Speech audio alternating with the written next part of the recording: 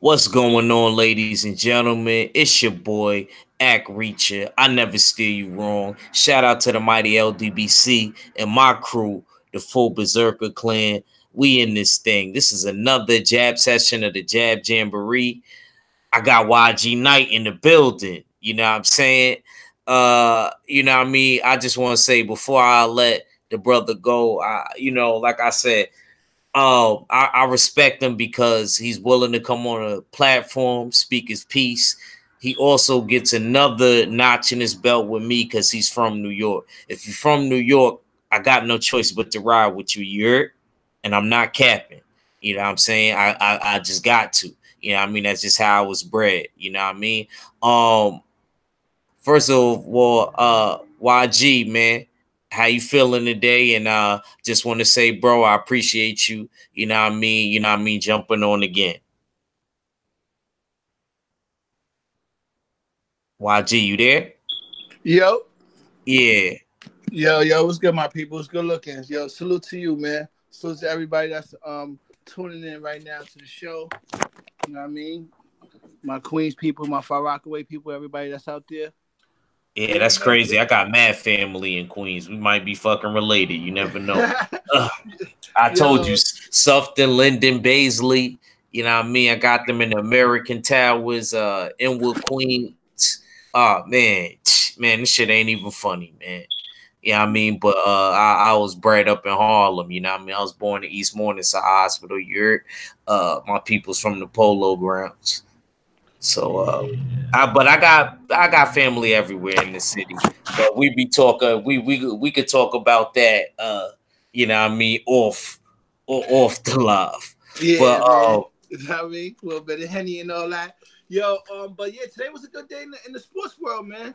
I know you seen that Wilder in the zone and the people with the zone. They sat down and had a meeting today. Hopefully yep, yep. they could get that ironed out for this fall.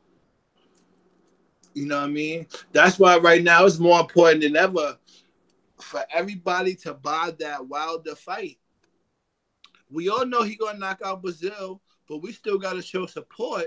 So like, now I mean, all of the stuff that we've been saying, like, yo, what everybody bought that Fury and Wilder fight. Now that Fury not on the card, we still gotta show support, and those numbers got.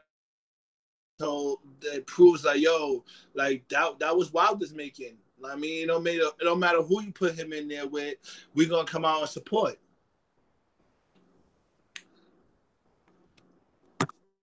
Yo. Hold on now, my fault. Definitely. Lewis Coleman is not all about the D. This is one time when me and YG Knight is gonna agree. It's NY to the casket drop. Yeah, I'm saying I'm just sorry. It's NY to the casket drop. And no offense to you, brother. I'm trying to send you a link. I want you to jump on too. If that's matter of fact, let me send it in the chat real quick because it ain't that many people.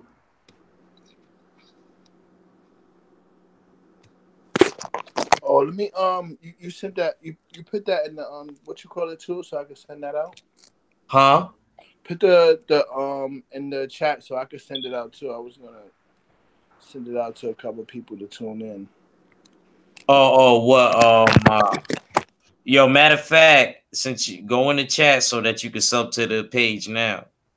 Yeah, I just posted something in there.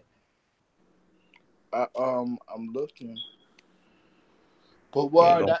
that's a step in the right direction.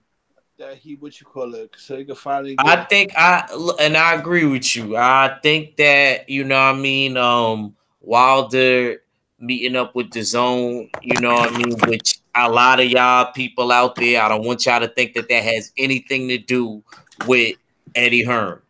We talking about the people that actually is turning the wheel. You know what I mean? So don't get it twisted, don't get it misconstrued. You heard?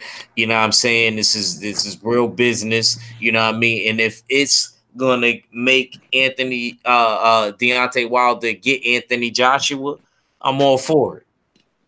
I'm all for it. You know what I'm saying? I already had this on. A lot of people don't know that. I already had this in. Yeah, I mean, it was never an issue. I'm a fighter myself. I'm an up and coming fighter myself. You see me on, you'll see my workouts, my sparring session all on my channel. Me also my live videos and stuff of that nature. So I multitask, man. You know, I just like I said, I like Deontay Wilder so much. I was rocking with Deontay Wilder since the beginning, so I already had knew about him. So it's so good. I remember when my cousins and them, you know what I mean, with Luis Ortiz, like Deontay Wilder and everybody else in the heavyweight division was ducking them, which most of them are, but I knew Deontay Wilder would let his nuts drag. You know, eventually when the moment came and he did that and he knocked him out. Actually, that fight he looked really good to me. Yeah. What did you think about that fight, YG? Wilder and Ortiz? Yeah. I was in the building for that fight. So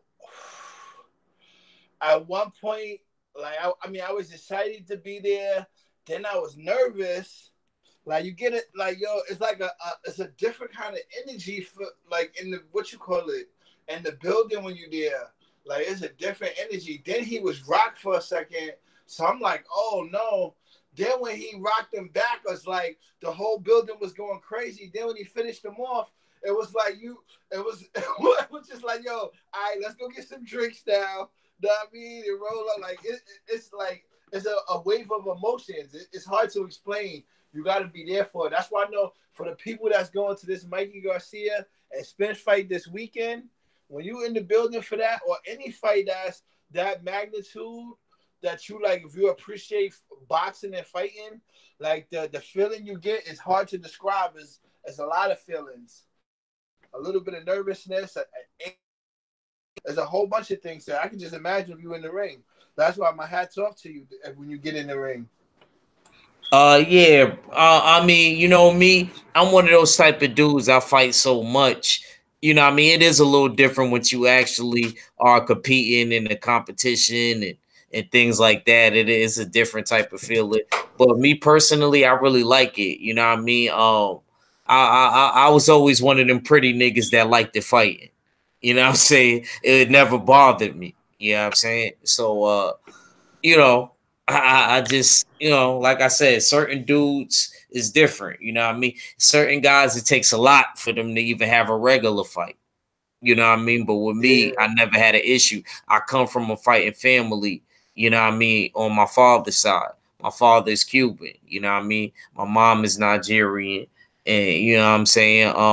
I didn't even know that I actually had boxers on my mom's side. I just had found it out, you know what I mean? And I'm training with my great cousin now. I mean, I knew my great cousin, but for some reason, I never knew when I was a little kid that he was a boxer. You know what I mean? Said I can send you the picture too. Cuban. He It used to said Cuban and Cuban and Nigerian. That nigga Nigerian. be Yeah, tougher than yeah. the coffin's nail. I was sure. I sent you a picture. Yo, my bro 503 just jumped in the chat. I had to send him one. Yo, Yeah, salute 503. 503 the Lion, right? 503 Lion, right? Yeah, yeah, that's 503 Lion, the one and only. What's up, champ? Yeah, hold on, bro. I'm on FaceTime with my son. Come back to me. Oh, go ahead, go ahead, go ahead, go ahead. I'll come back to you. I'll come back to you. So then also, did you see that Triple G finally signed to the Zone 2? Yeah. See, the whole thing with that is I don't mind that. I just want to know, are you really gonna fight somebody?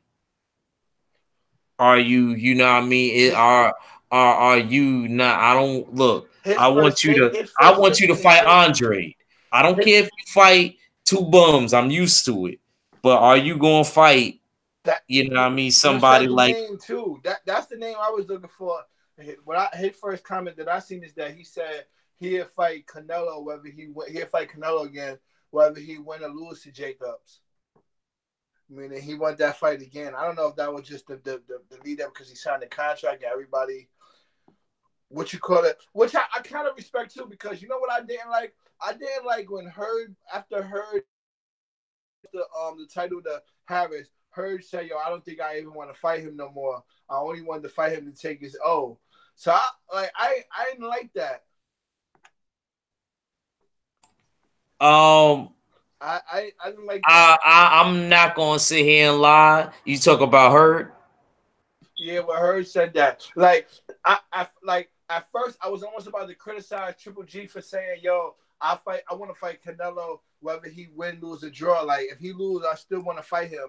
At first I was like, "Wait a minute, man," because I like how you said, "I want to see you fight Andrade." You over here talking Canelo whether he lose. Like if Canelo lose that fight, you need to fight Andrade and let Canelo fight somebody else and fight him again down the road.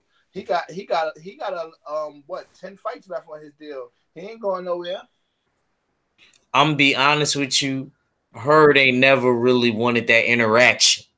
You know what I'm saying, bro? Like it was one of those situations to where, you know what I mean, he's actually in my heart, I feel like he's glad that happened. Because now he can throw away this excuse. Oh, my arm is injured and I gotta do this, I gotta do that. You doing all of that, doing stalling tactics. I don't care what nobody says. All of that shit Herb did was stalling tactics. You know what I'm saying? So now, you know what I mean, that he lost. You know what I mean? Well, I don't think he lost, but that's what the Here, here, judges said. here, You know what I here. mean?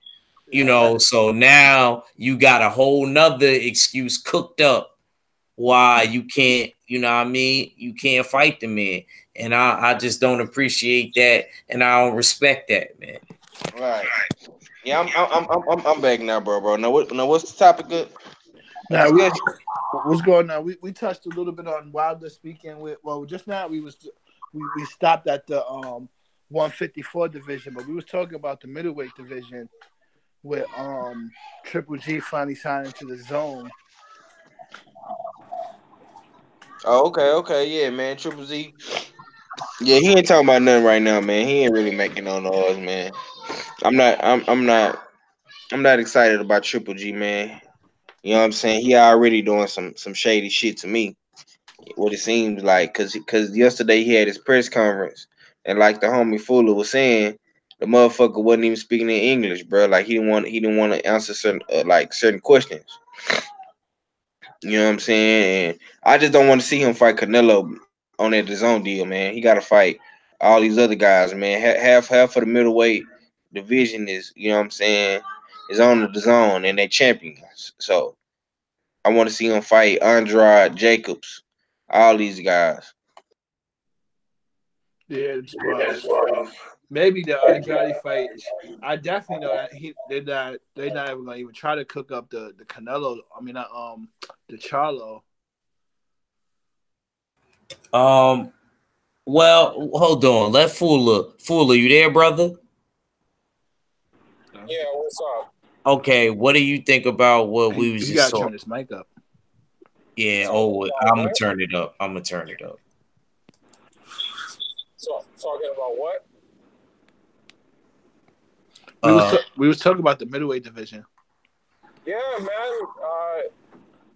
All I gotta say is there's fights that can be made, and uh, that it is what it is, man.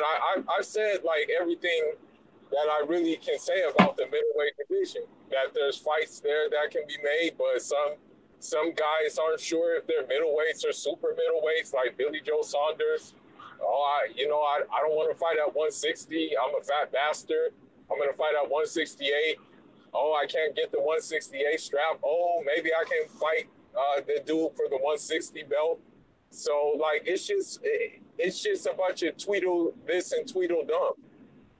And Triple G with his comments just like erase all credibility he has and Abel Sanchez has. Oh, even if Jacobs wins, I still want to fight Canelo again. Uh, and oh, why are we worried about guys who we already beat? It's like, I mean, you're just talking a bunch of hot air, bro. Yeah, that's facts. You're just like blowing smoke out people's asses and oh like and all these fans, oh, he He knocked out cruiserweights. He knocked out heavyweights in sparring. Oh, you know, he has the power of a mule and stuff like that. But against who, though? Against who? That's the real question. Nah, yo, you know what? I don't want to say that his power disappeared. And which what I was saying too, like, yo, that happens, man, when fighters are used to steamrolling people, and this is gonna lead into the spinks, what you call it. When fighters are used to steamrolling people, and then they go against somebody that can counterpunch, and then they don't want to just walk into punches, then they don't look like the same guy that y'all used to seeing. Like that happens, man, and we've seen it on many occasions. Like if you a steamroll fighter and then you go up against somebody that counter you, that changes everything. You start to not look like the guy that you was. That's the same thing that happened to Porter this weekend too. But he was able to box a little bit and got himself out of that situation because he was in a bad situation. He could not be the guy that he was normally being versus the counterpuncher Ugas. Yes, sir. Yeah, hey, breaking news, man. On Boxing News 24/7. Jose Ramirez wants Maurice Hooker or Ivan Baranchyk unification fight. Well, he doesn't want look. If he's a real dude, hold on, Fooler. If he's a real dude, he'll take that Baranchyk fight before Maurice Hooker. I do want to see Maurice Hooker get that fight, but actually, I think Maurice Hooker he'll get that fight before Baranchyk. I don't think that Jose Ramirez really want that work with Baranchyk. Baranchyk hit hard, but hold on, let me shout out a few of my peoples in the chat. Shout out to Lewis Coleman. Shout out to Hustler Slim. Shout out to King Louis II. And shout out to my mans, Don Daniels. I see you, Chan. Shout out to Darnell Kirkland, too. All right, let's go. Let's go. Oh, yo, you never dropped that in the chat. I did, bro. I'm just saying what's good, man. Only what you call it in the chat with. I just looked. That was that tweet thing that he dropped. All right, go ahead. This is Act Reacher right there. Go ahead, so you can sub right now. Wait, now I mean the the hangout chat. I can't even find you on YouTube. That's what I was telling you. Yo, bro, what I'm trying to tell you is go in the chat, click on my name so you can sub. Oh yeah, duh, yo, I'm mad. I'm new to this, man. I'm new. Trying to help you out, champ. I'm new. Well, don't worry. They gonna say that on Saturday. I'm new. Yeah, don't. See, just because you brought that up, man, hurry up and sub so I can have you locked in, and then we gonna get. I'm not even talking about nothing else. We gonna write the Spencer Mike. New, niggas. Yeah, they might start throwing chairs out that motherfucker. Come on, man. Come on, man. Let me see if you got, because I know how many subs I got. I'm gonna know if one got added. Facts. Hold on, buddy.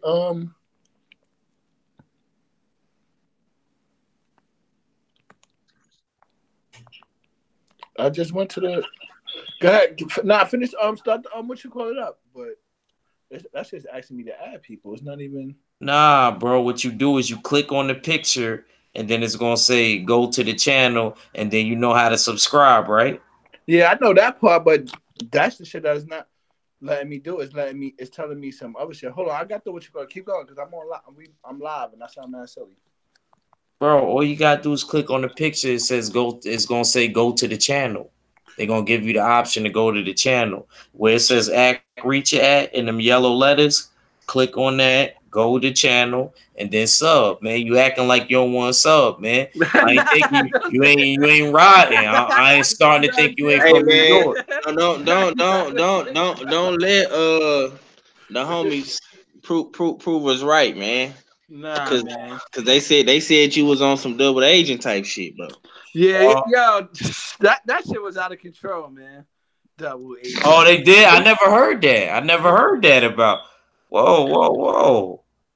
What you mean? Well, what you double aging in, man? Don't tell me you come on, man. You know I'm the James Bond of this shit. You can't be the double agent. Yeah, man. That shit is crazy, That's man. that's the word around town, man. Through the grapevines, bro. Only thing that I ever heard about you, YG, I ain't even gonna cap. I heard that you was on lowest place page. You know what I'm saying? Yeah, I mean low. That's the only thing they told me. But I don't really care about that guy. I'm not gonna tell you who to I was mess about with. to say you. I told you that. You told me that? Yeah, when we was Because on, I know somebody else. Nah, because one of when we was on Stay Ready, what you call it? Y'all asked me like, yo, who you what you call it? And I told you like, yo, I debated low place, and you told me like, yo, that guy's crazy. nah, he a nutcase, yeah. bro. He a nutcase, man. Gotta be careful. That dude be popping pills and all of that. You gotta be careful. Nah, they told me that, man. I just was liking the debate. That nigga's out of control. He pit Lomachenko's better than Crawford one day. Yeah. See, there you go. This man said that his number one boxing was Adonis Stevenson, and me and BFTB literally told that man that he's not gonna be Volstick, and me and BFTB was right. He didn't beat Volstick. Well, you know, I was clowning. Yo, man, I still don't see you, man. Yo, do me a favor. Just drop the what you call it into the chat and the what you call it so I can click. All right, man.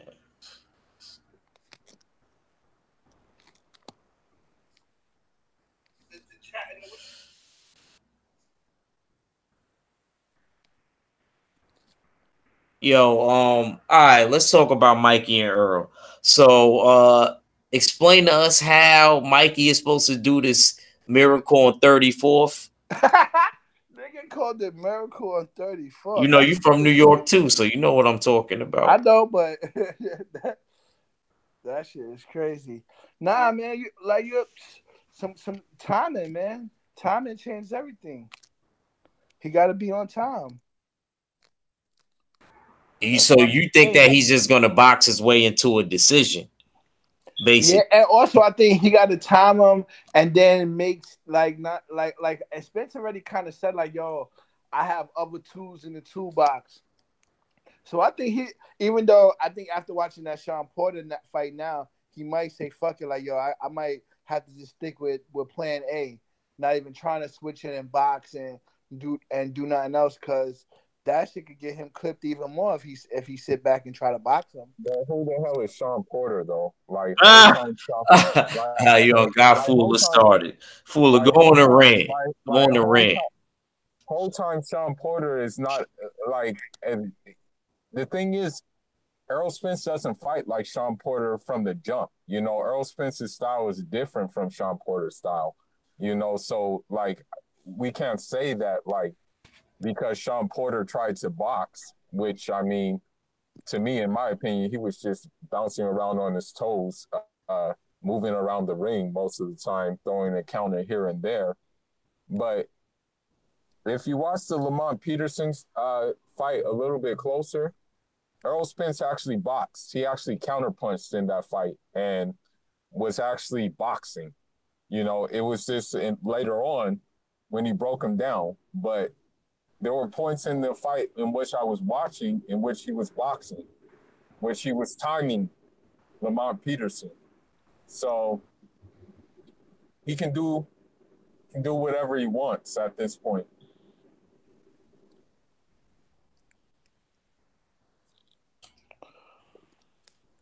I mean, I basically was saying going into Plan B. Everybody, if you just almost throwing away caution, you thinking like, you think? Yo, I'm gonna send you it. My fault to cut you off, YG. I'm gonna just send you it in the email because I don't know why this shit ain't popping up. That shit was like even when I guess because maybe you started the what you call it. Even when I go to the hangout to try to click on your name, it only shows us three. It doesn't show you like what you call it. Your picture's not even coming up. It's just the green mark right now. I had to update the other day, and my whole what you call it is different. It doesn't show nobody pictures no more.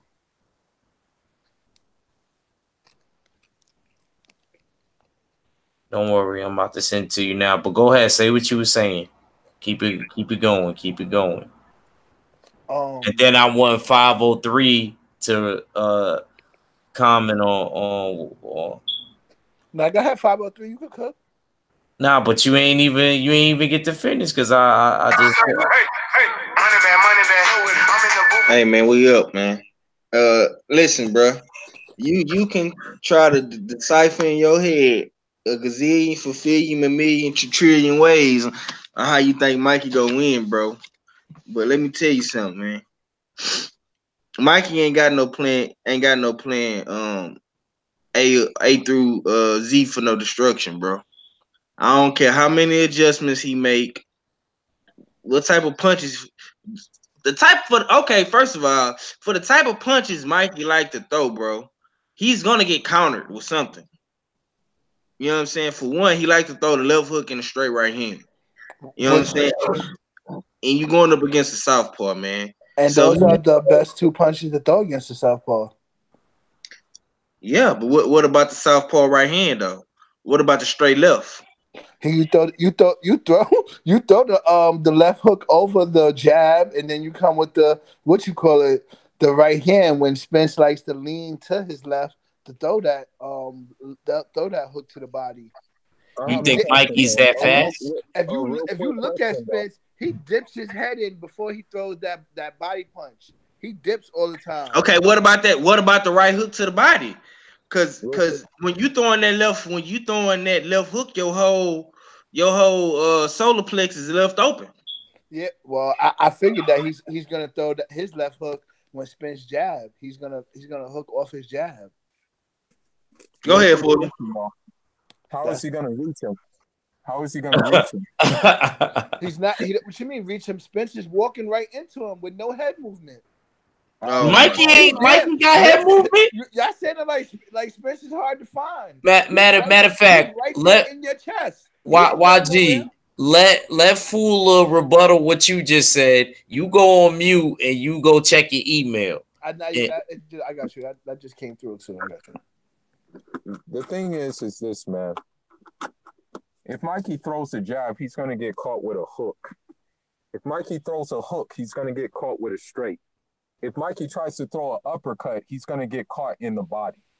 It's like an octopus basically fighting a what's a good animal to compare? Or a good sea guy. It's like an octopus basically fighting a seahorse. It's like an octopus, bro. It's just certain physical advantages just outweigh just boxing IQ. There's just certain things that just outweigh it. And I'm just sorry to say it, bro, but everything Earl has outweighs Mikey's boxing IQ in the physical department. It's just that's just what it is, man. Mikey's not faster than Earl. That's one thing. You know, Mikey is not as strong as him either. And Mikey doesn't even look the part of the welterweight, man. No disrespect to him, but he looks doughy, man. He looks like I don't know how to describe it, but he looks like he don't look like a fucking comic book character. Nah, he looks like he don't look like he need to be looking. Yeah, I'm saying he looks like a rump bro. I never want to look like that. Shoot, Mikey, when I look at him, I'll be like, damn, let me do more crunches. You know what I'm saying? He be inspiring me. I'm not trying to be mean, but he looks like a pot roast or something like that. Nigga said a pot roast. I mean that's all good and dandy. That's my opinion, man. Those what you call it. Yo, just think about this. And I mean, shout out to Fanan because he said this earlier. He said, yo, for Mikey's whole career, they've been very selective of who they pick. Like, they pick people for a reason. Like, he named the people he fought. He said, yo, 2 fights before this person lost this way. And he named the other. And I was thinking, like, damn. So then you saying all of that, they must have really seen something in Spence to make them want this fight. Like, that, like, they see it. Like, we don't know what it is yet, but they see it. All right. let me Man, ask all you. they What, see is a yeah, payday and go some ahead, clout, Pop. man. Get out the fucking gas, bro. It's a payday and some clout, man. That's all the fuck it is, man. My bad for my daughter in the background with that famous tube kid shit, bro. But go ahead. I mean, What do you think that they see YG Knight from your personal point of view? Do you think that they seen? Do you think they seen something, or do you think that it's something that Mikey does extremely well? I think they see the no head movement, the But the fact. Mikey, can I ask you, brother, before you continue on? Does Mikey have head movement? I mean, when it's called for, he actually uses more. Nah, what fight? You He, you steady saying Earl don't got no head movement, bro. Has Earl face ever been painted, bro? Never. Has Earl ever been bled or got cut? or I mean, he's been rocked. Everybody's been rocked before. I mean, that's I mean, boxing. You gonna get rocked. Nah, fuck he was all that. Answer he the was question, man. Don't. What? So you trying to say he wasn't getting touched? Are you trying to say that his defense? Have Earl face ever been painted? That was the question. I said painted or cut it, and you talking about rock, bro. Everybody get rocked in boxing, bro. All right, but he hasn't been. Even Cut. Floyd Mayweather, I mean, the greatest defensive fighter of them all got rocked, bro, and Floyd Mayweather, bro. I mean, that don't mean nothing. I see what you're saying with that, man. Have, My have whole Floyd point have is, Floyd have Floyd ever been painted? Have Floyd ever got cut? nah, yeah, he's been touched up in what you call it, that that Cotto fight. You could say he was getting painted in that fight. Well, okay. What fight did you say Mayweather? Who got painted? The Cotto fight. He got Bro, painted in that fight. He didn't look at his face wasn't that painted For a though. few rounds, bro. Stop it. That nose was running that night. Yeah, I gotta give Cotto his Yeah, credit. but when we Cotto say came painted, in that your night. whole face gotta look like Willie Lump. You heard? Have Earl Spencer or Floyd Mayweather ever looked at like Sean Porter looked at after the Ugas fight with his eyes all busted up and you gotta put sunglasses on? I mean, we might see that Saturday, man. We might see that Saturday. this dude here, you ducking and dodging and slipping. No, I'm not. You asking me to compare him to other fighters or what the people before? Nah, man. I asked you one simple like, question, bro, and you turned it into something else, bro. Nah, like I said, and what you call? I mean, he was getting touched up in the. He hasn't been cut in his career, but he ain't fight that many champions either. He only fought what, 2 champions? But YG Knight, with all due respect, bro, you can only fight the people that is willing to fight you. All right, It's a that's why I two-way answered that street. and moved You on and said can't. we're gonna Yeah, see. look, I'm tired of people always saying, "Oh, Deontay Wilder and this person didn't fight this person." If a person is willing to fight you, you can't knock that person if they that dominant and you know in your heart that nobody wants to fight them. Shit, the one champion that he beat would beat every motherfucking body anyway. Like most of these motherfucking welterweights. Kell Brook has skills and was a big welterweight, bro. Mikey would not even, Mikey wouldn't even last, bro. I see Kell Brook knocking Mikey out. Easily. Easily, bro. Easily. 4 division champion, easily. Yeah, it don't matter if you're a 4 division. Yeah, Sometimes, look, let me tell you something. Let me tell you something about B. Now I'm gonna put you in the fighter's mind frame. Let's say you was, at your gym and you always fought. Let's say you're not even fighting yet and you always sparring. You got these same 2 dudes that you spar. Then miraculously, this dude walks in the gym. You don't really know he wants to start going to your gym, but you was always fading those 2 dudes that you spar. And then this new dude gives you a reality check. You know what that's called? That's called testicular fortitude. That's called a man that's not scared of nothing, let his nuts drag, and a dude that is also skilled. So when you fight a dude like that has a skill and the will, and it's a little bit more than yours, and you're not able to stop this dude or drop somebody with a body shot, it's going to deter your confidence. Mm. I'm just letting you know, bro. That's It just what seemed like happened. it seemed like you was talking about Mikey and Spence was on the other side of that when you said he not gonna be able to drop him with a body shot. And Oh you know what I'm saying? no, So, well I know, because but that actually, shit actually, let that me tell you something, YG Knight, and I want you to put it in the bank and you can cash it. I actually got Mikey lasting a little bit because Earl wants to prove that he could box. I'm gonna say 10th round knockout by a body shot. If it's earlier, I won't be mad. I'm gonna still be $150 richer because my man's bet me. You know what I mean? Shout out to my man's if he watching. My man super ugly. I see you. You know what I'm saying? Got a little bet going on it. Nobody else wanted to bet. I wonder why. Because well, with me, I just feel like you might have to just with the way the odds is. Another thing that they were saying that they seen too is when the way Peterson was doing when he was turning Earl. Now I mean, even though Earl adjusted to that and started taking an extra step over. Mikey has great foot movement. Mikey looked like he need to apply the agility ladder in his training. But we gonna see. I'm a matter of fact, let me ask my brothers. 503, Mikey has great feet. Yeah, he have great feet work for her. A Hispanic based fighter. He has excellent Okay, yeah. I'm glad the way you putting it. Okay, good. he has 503. great footwork for a Mexican. You Okay, know what I'm okay, saying? okay. It's okay.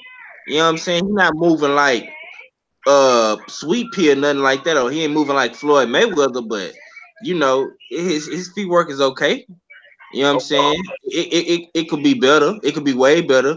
Just like for one, Mikey Garcia don't throw enough punches to keep guys off of him.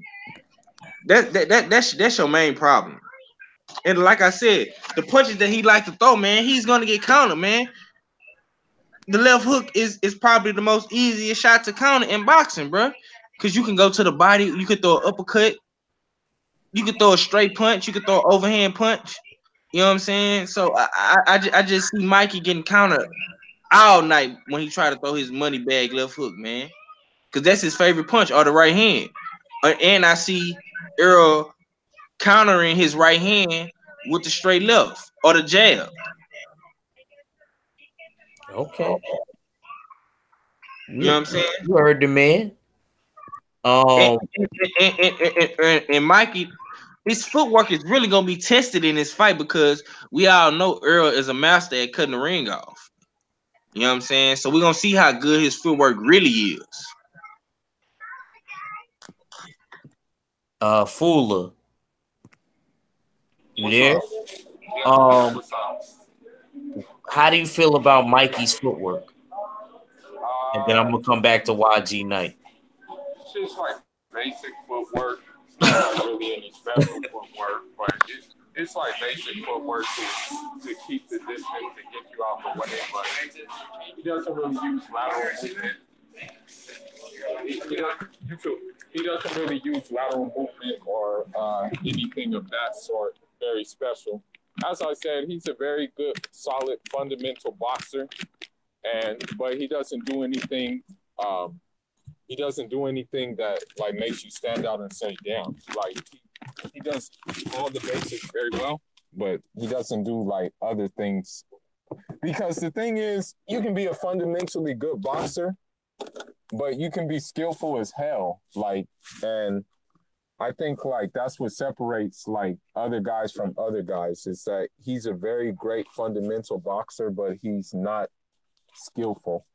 Like that's just what it is, you know. You know, yeah. So that's how I feel about it. You know, because skills pay the bills. That's how it works, basically. You know. So that's why like people shouldn't compare Mikey Garcia to Floyd Mayweather, like a Mexican Floyd Mayweather, because he's not like that. You know, That's disrespectful. Floyd was something like I as much as I hate his out of the ring Yeah. tactics, once he got in that thing, it was just a different animal. It's a different type of fighter you're dealing with, you know. Fundamentally sound but skillful as hell. But yet people said he was boring to watch. So yeah, that's how I feel. The more skillful you are, the more people say you're boring to watch. That's how it works usually, because you see it with different other fighters. But the difference is with Earl, he's skillful, but he ain't boring to watch. People don't see the little things that he does. It may not be flashy, but he does them. The little skills that he does have.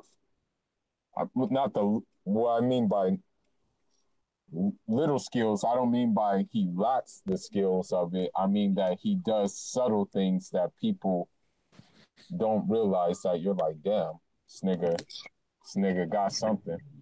Basically, that's what I mean by that statement.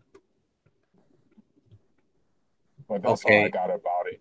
That's all I really got. So why G Knight? So if Mikey wins, what you're basically saying, bro, is that he'll box his way into a decision. Yeah, he gonna have to frustrate him. I originally said too. I think he's gonna have to get a point taken away for holding. He might. I feel like he's gonna have to stop the momentum and grab him a little bit. He's gonna have to do that too. Like that, all of that's gonna come into play. Might even see a headbutt out there. Wow. You can't. That's one of the things that if you see Spence fight, his opponents never do. They never grab him and walk him back to the middle of the ring. They let him pound him to the body and then slide off. Like you gotta actually like jump into that and push that back. Like you can't just let him pound you backwards like that. That should that and then try to slide away. He's gonna punch you while you moving back. So your best bet is to smother the punch in and then push him back. In my view. But guess what's coming when you try to smother the punch? Guess what's coming? A check uppercut. Rear check uppercut. If you smother, he's not gonna do that. You can't. That's not gonna happen. Oh well, we'll see. We will see. Because for you to basically, he would have to take a step back to do that. We're gonna see. We will see. I'm just more concerned with what kind of outfit he's gonna wear.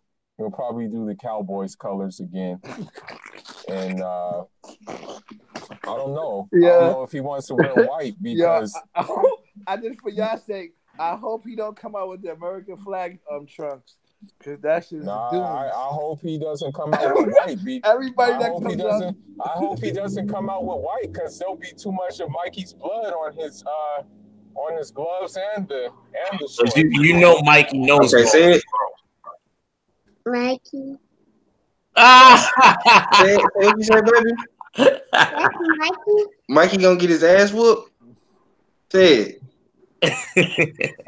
Say it, baby. Mikey gonna get his ass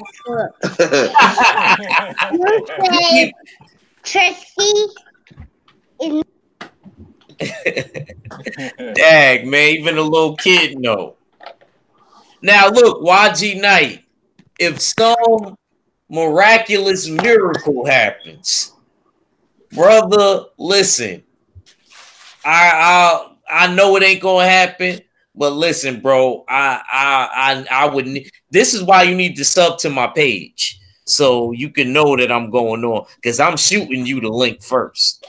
I'm sure. Well, I'm definitely gonna come on after the fight. I'm definitely. But I don't see you, man. See that's messed up, bro. We both from New York, and you doing me dirt right now. I'm gonna have to pull up to the Stay Ready page first, because nigga like 50 push-ups on demand. Oh yeah, I forgot. I don't know how much push-ups he's gonna want that night, but how many you gonna give him that night? Yeah, so I mean, but. That's interesting, but I definitely pull up after that. Man, I understand, man. After I'm gonna have a couple of debts I'm gonna have to pay. But after I feel but can I ask you something, YG Knight? What made you like I'm trying to get a like understanding on what did you think about how Mikey even had a chance in this fight? Do you think that Earl is overhyped, or do you think that Mikey is that good? No, Earl's definitely not overhyped because I only up until to 154. I only see two people that could beat Earl. You know what I mean? So I don't think he's overhyped. People is paying they right faith in him, but I just see that his style is really not good for somebody that's a counter puncher, like a boxing counter puncher. His style is, and that's But why Mikey's not really a I got good Crawford boxing beating him. counterpuncher, though. Huh? I think Canelo is a good counter. I agree with Fool on that. To me, I think Canelo is a good counter puncher. I don't think Mikey's not really a good boxing Yeah. counterpuncher, though. You saying Mikey is not a good boxing counter puncher? Nah, he's not really that good, man. I agree. Interesting. I think really Canelo that good. is. Not really a good boxing counterpuncher, man.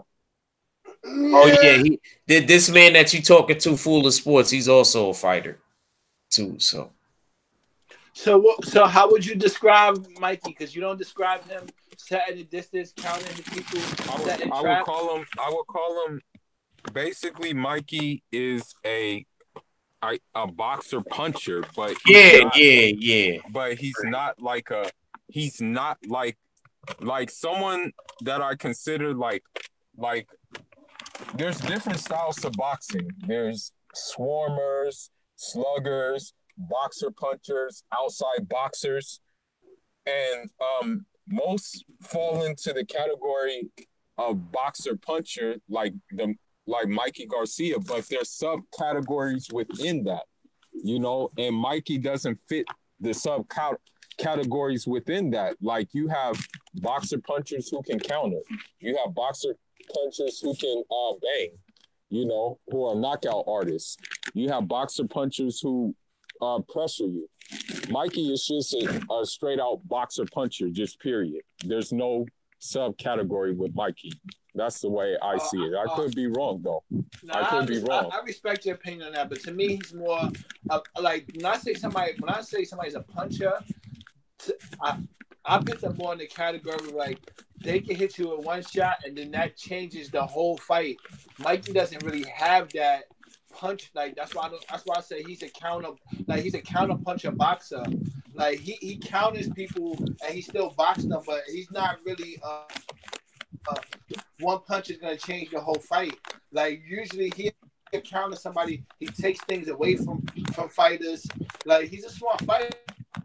I really feel that with Spence too. To me, his style, his whole aura around him got Jeff Lacey written all over it. To me, I know people don't like to hear that, but it is what it is with me, man. It's Jeff Lacey all over Spence again. Nah, I can't say it's a Jeff Lacey all over again. When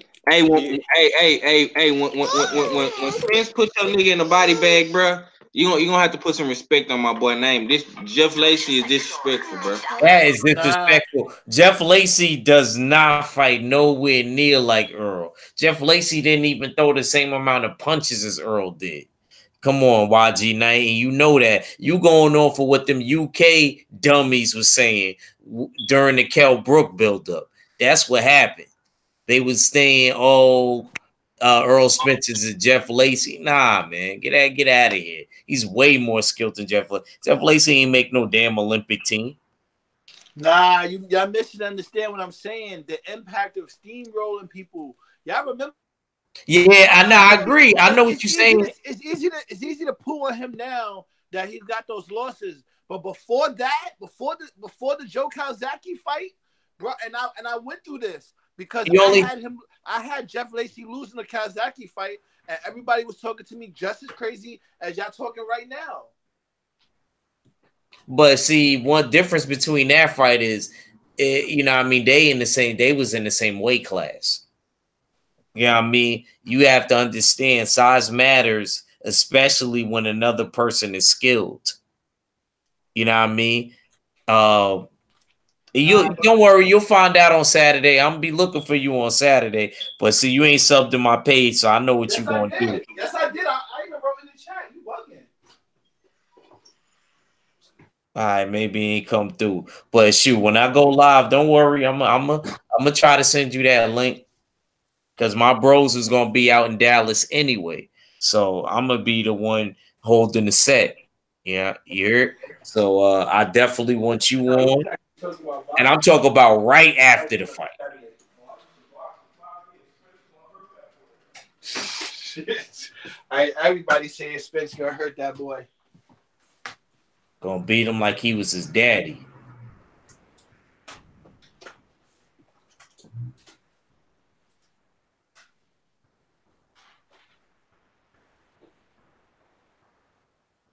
But you know, I'm not mad. I'm not mad at you because it's you know, you know, I guess you trying to be different. I ain't trying to be different. I was a Mikey fan first. It's not about. I'm a Mikey fan first, and I just see things the same things I'm saying now. I definitely feel I would say when people put him against Crawford. Even though when I say Crawford doing it, I don't get that much pushback as I do versus Mikey. Well, see, to be honest, if there's anybody that could present a challenge for Earl, you know, I think that Bud is really the only one. Bud is a genius in there, so you know what I'm saying. But at the same time, I don't think he could do it. So if I don't think he can do it, you know damn well I wouldn't think Mikey could do it. Because Mikey can't get Bud. That's why he don't want to fight Bud. He would never want to fight nobody with no movement. Cause it's hard to look cool versus somebody with movement, man. That's the truth. Same reason why Mikey don't want to fight him is the same reason why Arrow don't want to fight him. They all got the same. But guess what though? My question for you is, who says Errol Spence don't got movement? Forgot that, huh? Go ahead, YG. YG. I mean, if he, my whole thing is, I'm glad you said that, because if he show movement this Saturday and things don't go his way, I don't want to hear he ain't fight the fight he was supposed to fight.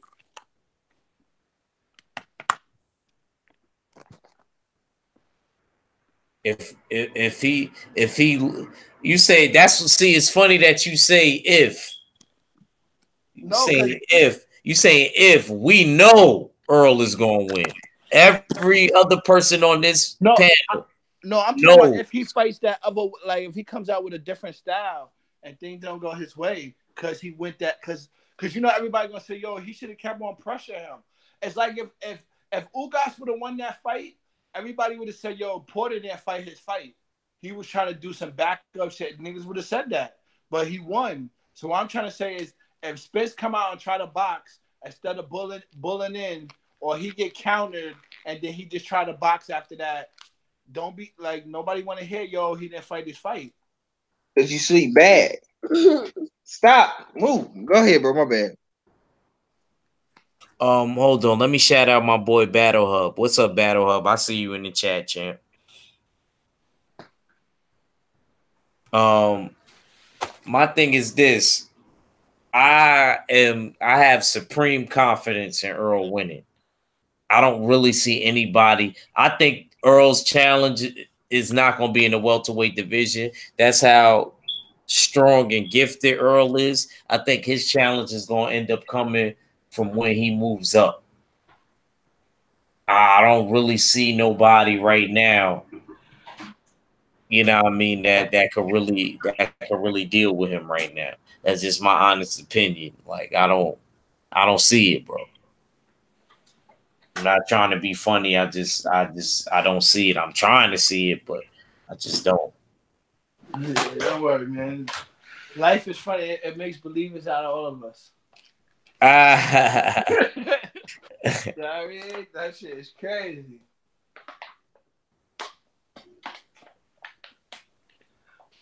What you think about that comment, 503? What's the comment, bro? he said life makes us makes believers out of everybody. Yeah, and the truth gonna make a believer out of you when he turn his this boy into taco meat. Dag, You man, heard? making me want some tacos, man. You gonna turn him into a BX taco. You know what I'm saying?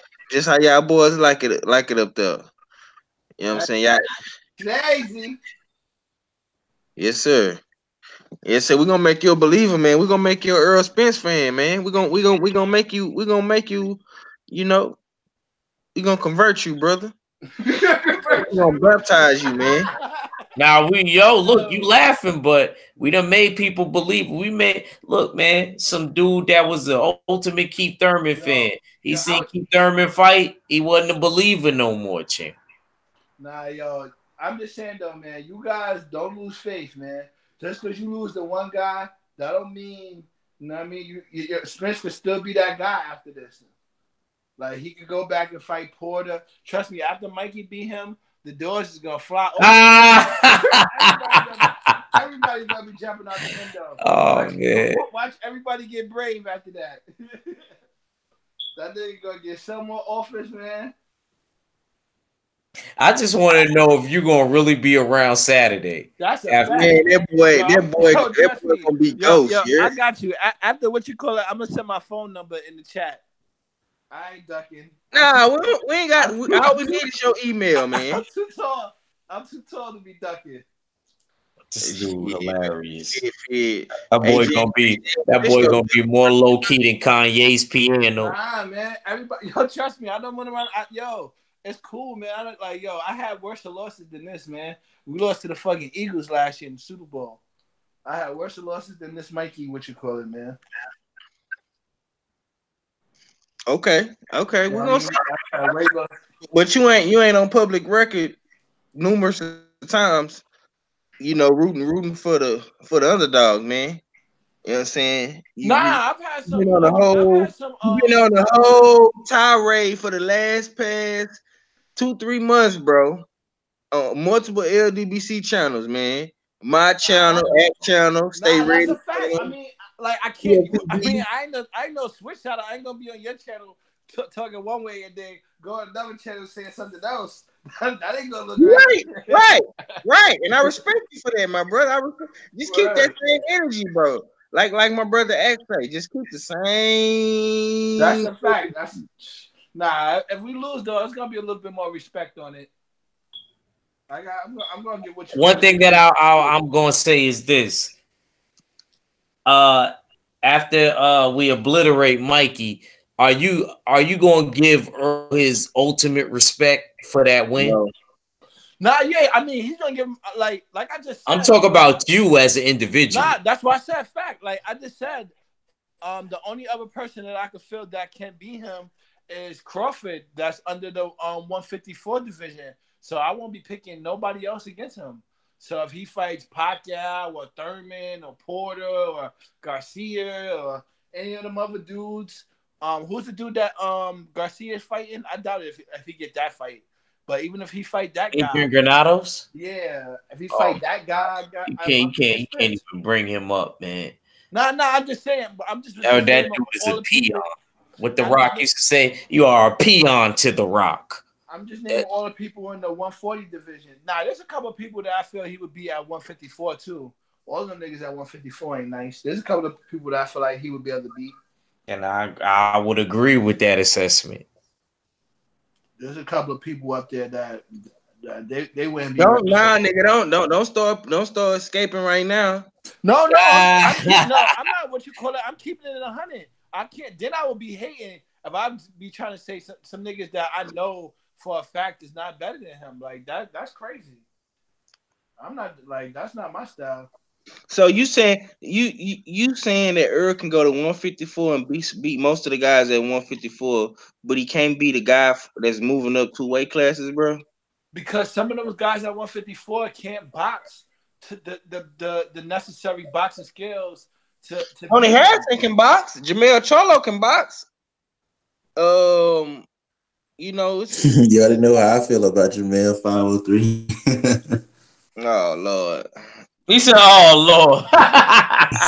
That's a Battle get on here, that's a whole man. nother argument. I Yeah, got yeah. You gonna see him in Dallas anyway. He gonna be in Dallas. Oh, okay. That's what's up.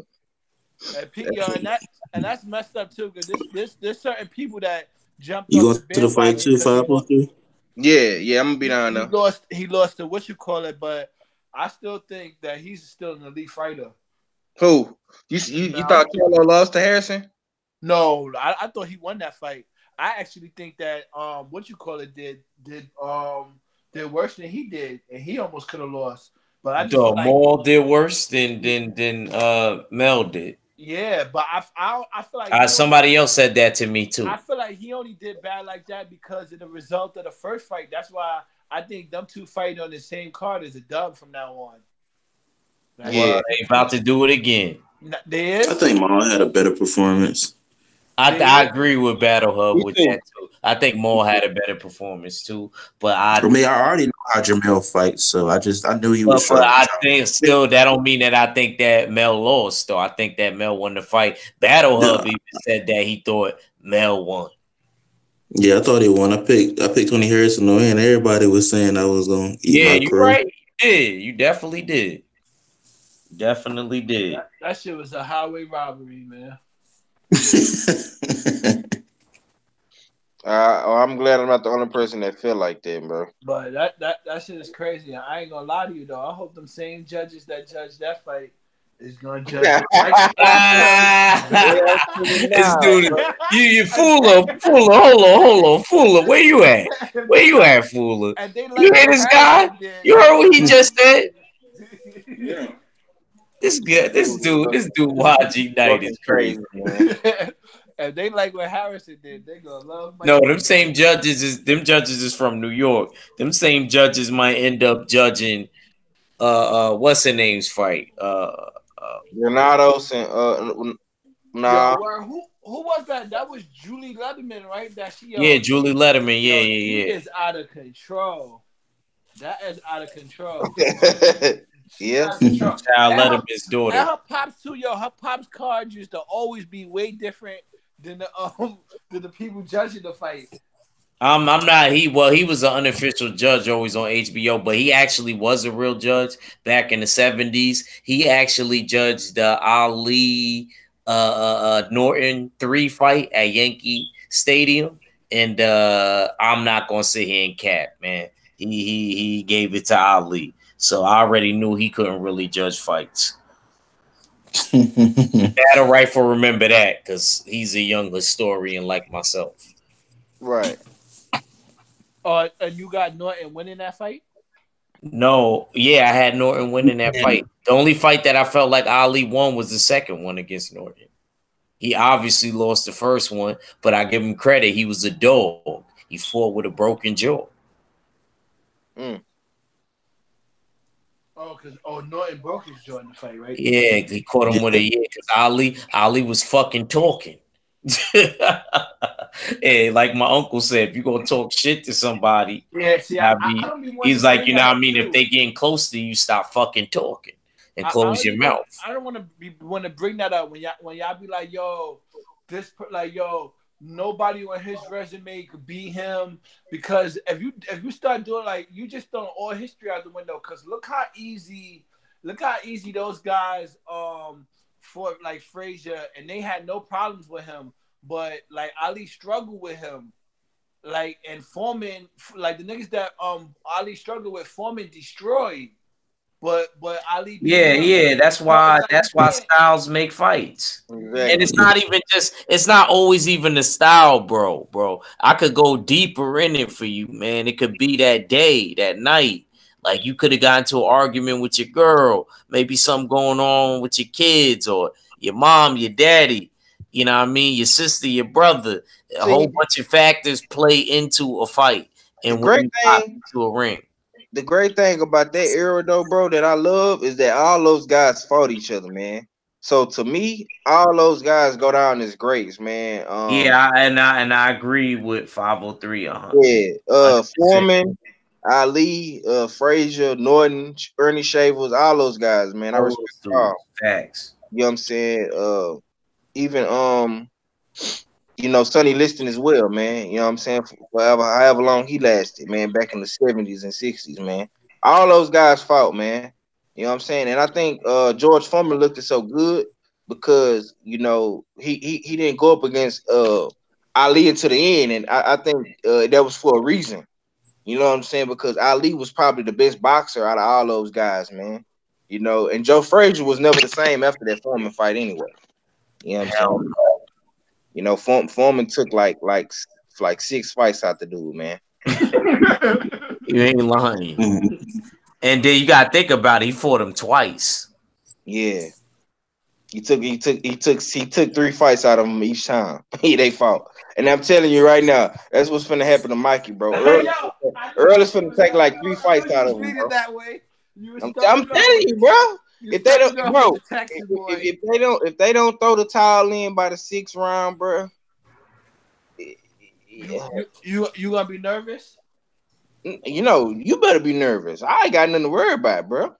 Yes, you is, because once that show, I was in the chat with these people for the Porter fight, and you should see I should have been snapping what their comments was.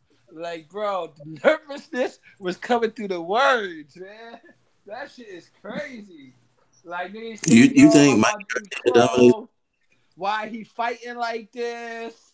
All of the excuses Man, we coming talking out. about we talking about Sean Porter, man. Come on, man. Go ahead, Yo, go ahead, go ahead, go ahead, Battle Hub, Yeah, bro. rifle. Go ahead, man. I haven't really heard from you. Go ahead, champ. Do you think Mikey dominates at 140, YG? Word.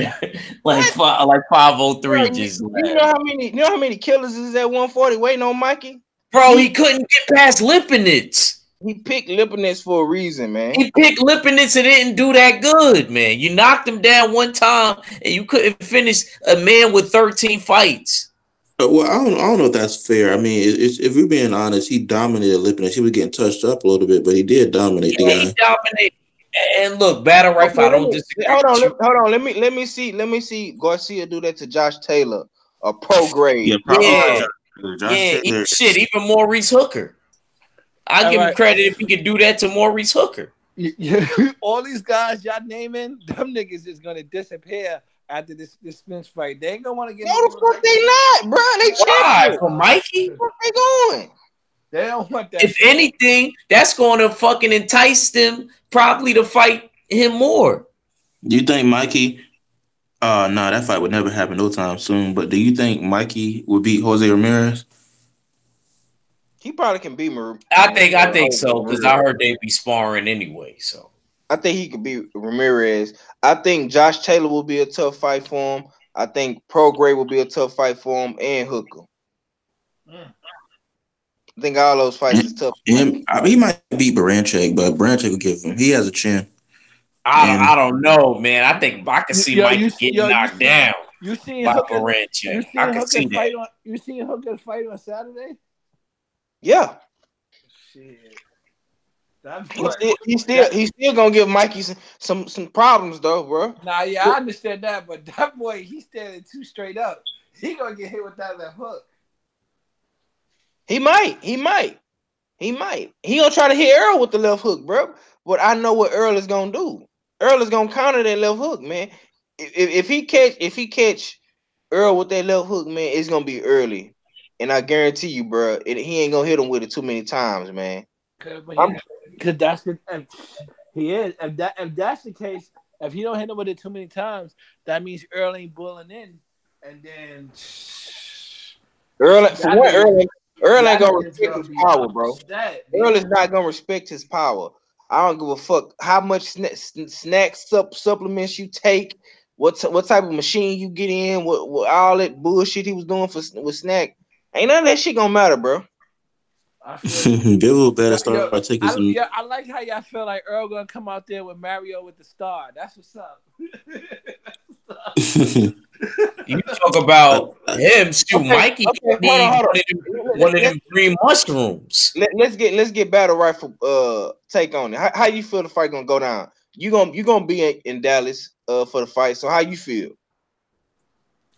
I feel it's gonna go exactly how we expect it to. Mikey gonna give he's going to give some good performances. I think he's going to have Arrow looking, a little funny the beginning rounds, and I think Arrow I think he only takes him about 3 rounds to really jump on the gas, and after the third round, I think he's just going to just keep pushing Mikey back to the ropes and doing what he does best. Lead with the jab, throw the left hook to the body, right hook. You know how he likes the roughhouse. So as far as him being smaller, I don't think he can wrestle with Arrow. He probably would beat him mid range in some moments, but I just think ultimately he will just keep stepping to Mikey's Mikey's left, which is his right, and eventually knock him out. Try towards 6 or 7, maybe not knock him out, but just stop him. Probably stop him on cuts. Uh, or maybe he just knocks him, hits middle body shot, knocks him down. That's what I see it.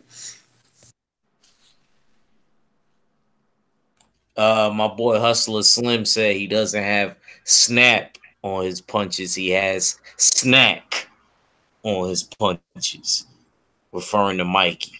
Go Is ahead, he talking watch. about snack like the SNAC snack? Yeah, like snack. He don't got snap in his punches. They trying to I say he mean, got snack in his punches. he couldn't finish off of Adrian Broner. He couldn't finish off Robert Easter. He dropped Robert Easter. He couldn't finish off Lipinets. What the hell do you think he gonna do to Arrow? He don't got to finish him off. He just got to outbox him. He said, "You heard Mikey the face to face." He said, "I could catch you too. I could catch you too." He then you heard Earl on some real full berserker shit. I'll throw him a t-shirt. He said, "I'm gonna come right back. I'm gonna come right back." Exactly. Arrow said, "I don't know if y'all been training." He said, "I don't know what they've been training, but they must think I'm Antonio Margarito or something." Exactly, man. I show hey Mikey took this fight, man. I really do, bro. I'm glad that he took this fight. Nah, I'm not. YG Knight, because you ain't gonna be feeling the punches, you heard? I'm not, man. I really I'm glad because earlier they was running down his resume and they was almost saying like, "Yo, he ain't fight nobody." So on that note, like he might as well fight the toughest dada that y'all niggas is thinking it is. So he might as well fight him. So let's get it over with. Because after this, I think he gonna get the Pacquiao fight. Even though Pacquiao might not want to fight him, but I feel like it would only be right that Pacquiao career ends fighting a Mexican since it started that way. man. Oh, That wait, you think Mike Pacquiao's gonna fight Mikey? Yeah, if he get the win, hell yeah, he gonna fight Mikey. Oh, you saying if Mikey get the win? Yeah, Oh, okay, Mikey okay. get the win, he gonna fight Pacquiao. I think they going there for the loser. I think a lot of people going there for the loser of the fight. They're not going there for the winner. But if Pacquiao does it, Pacquiao's going to do it because he wants that last big pay-per-view. Because you like 503 said on his live stream earlier, this man got to hold the set for a country year. So it's going to be one of those situations where he needs that big bag so that son could, you know what I mean? Yo, he goes to his block that he grew up on and hands out money.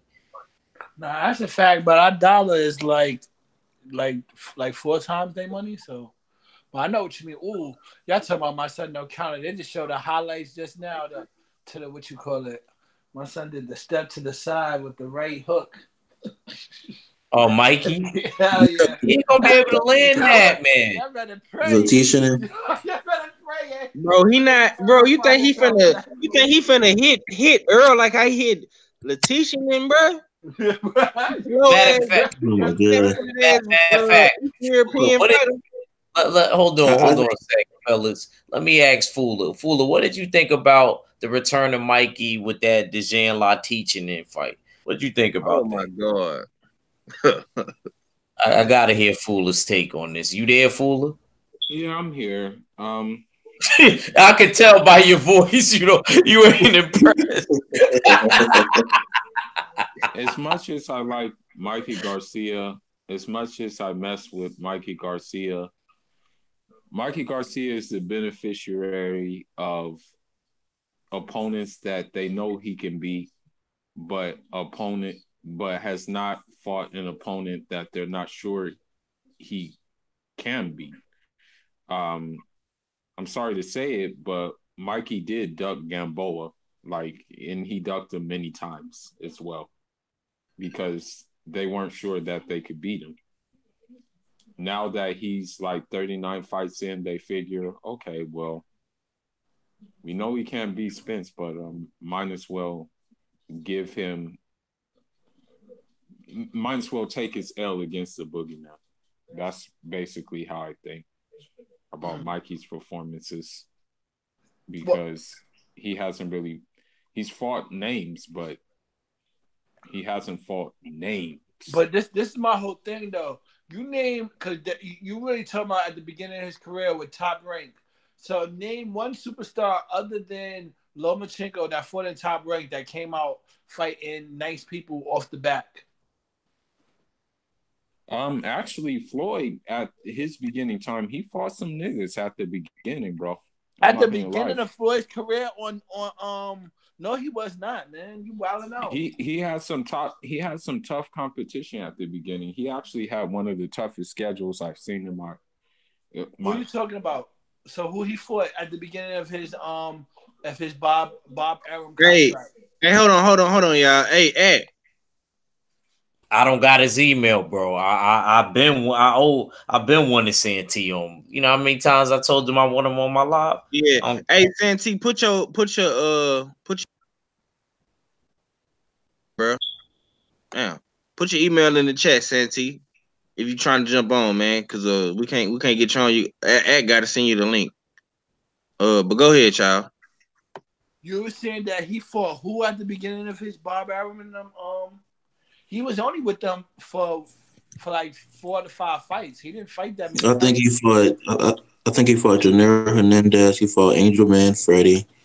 He fought Arturo Gatti. He fought let's see.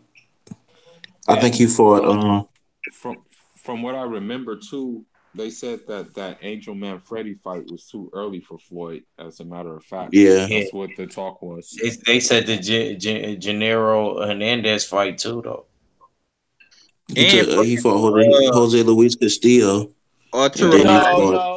No. Some of those fights, yeah. Well, I gotta go back and look because that's a pretty tough schedule for your beginning Top Rank career. And Corrales, Diego Corrales wasn't on Top Rank. Nah, yeah, that was HBO. That was HBO. He was with Jay Prince during that fight, bro.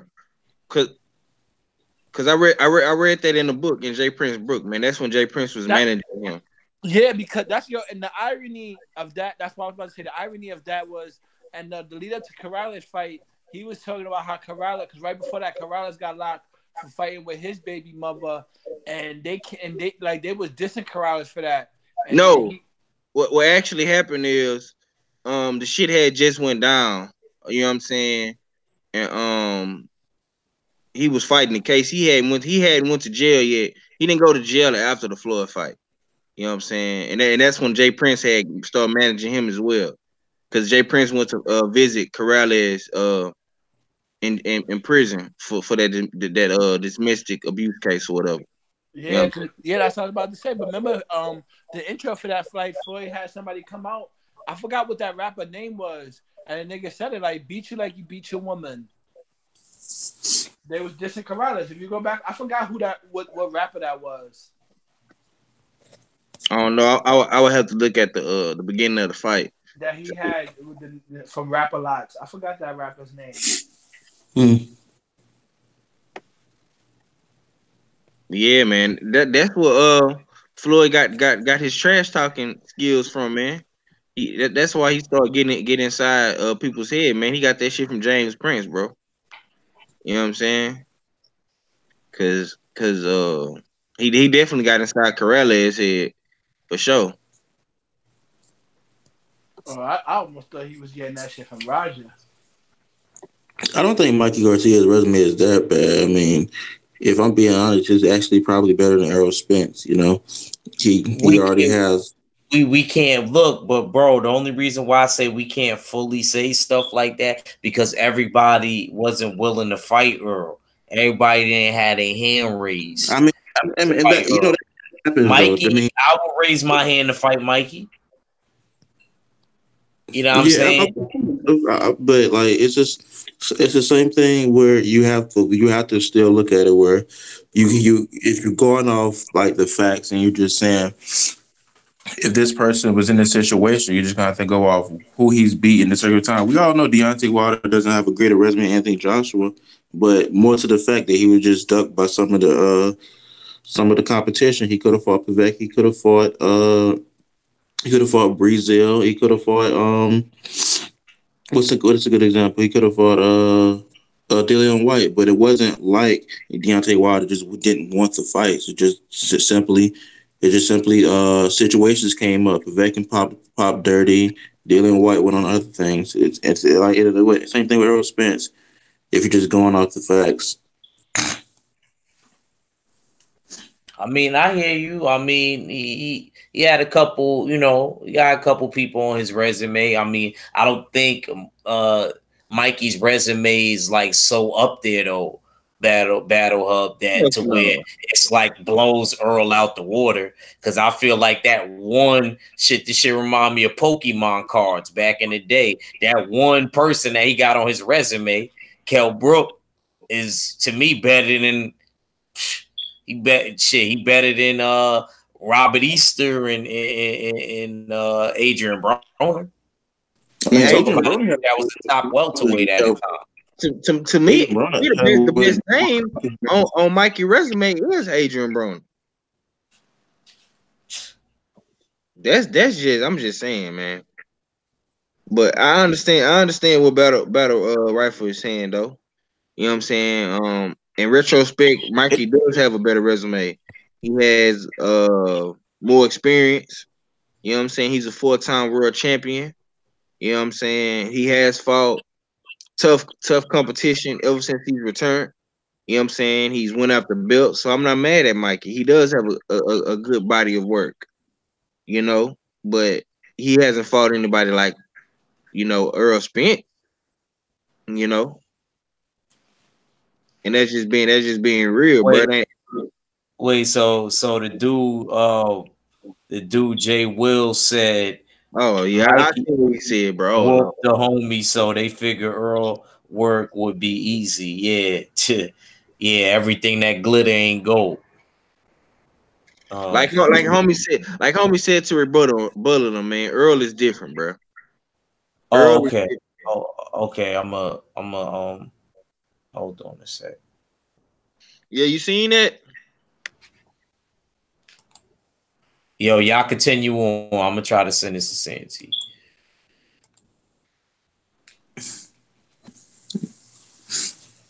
I think Mikey just.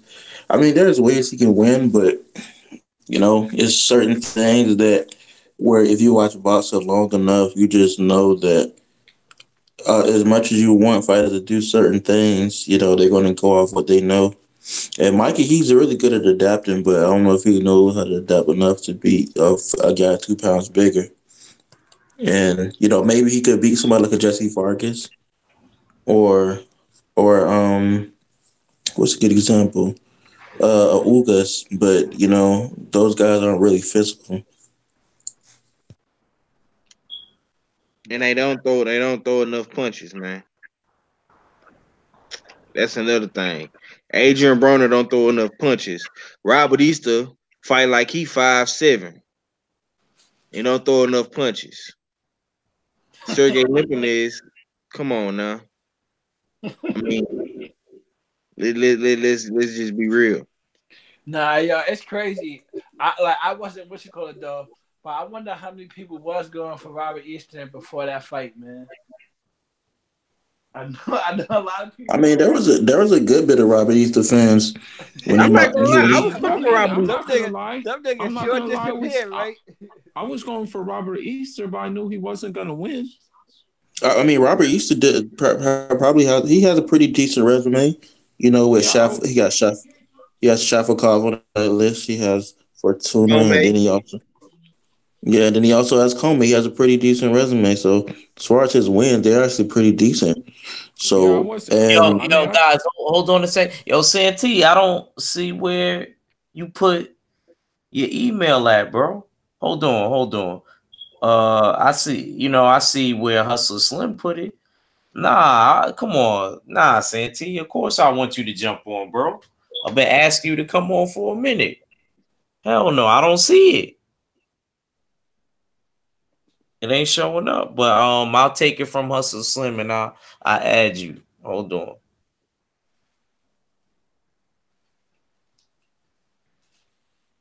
Shoot. Go ahead, y'all. Yeah, but I think it's like a decent resume. He had a pretty good resume, and Robert Easter, I feel like he probably can actually beat probably at least one champion at 135. I think he could still get take the belt back from Rich Comey, but his career, uh, I mean, no, not saying like he's done bad. Just saying he's a tall 135 pounder. He's probably not going to stay at 135 soon. Nah, he probably gonna move to 140. That's the thing. I'm pretty sure he's gonna Let me move ask to you, 140. if Robert Easter was to fight Lomachenko, you like his chances?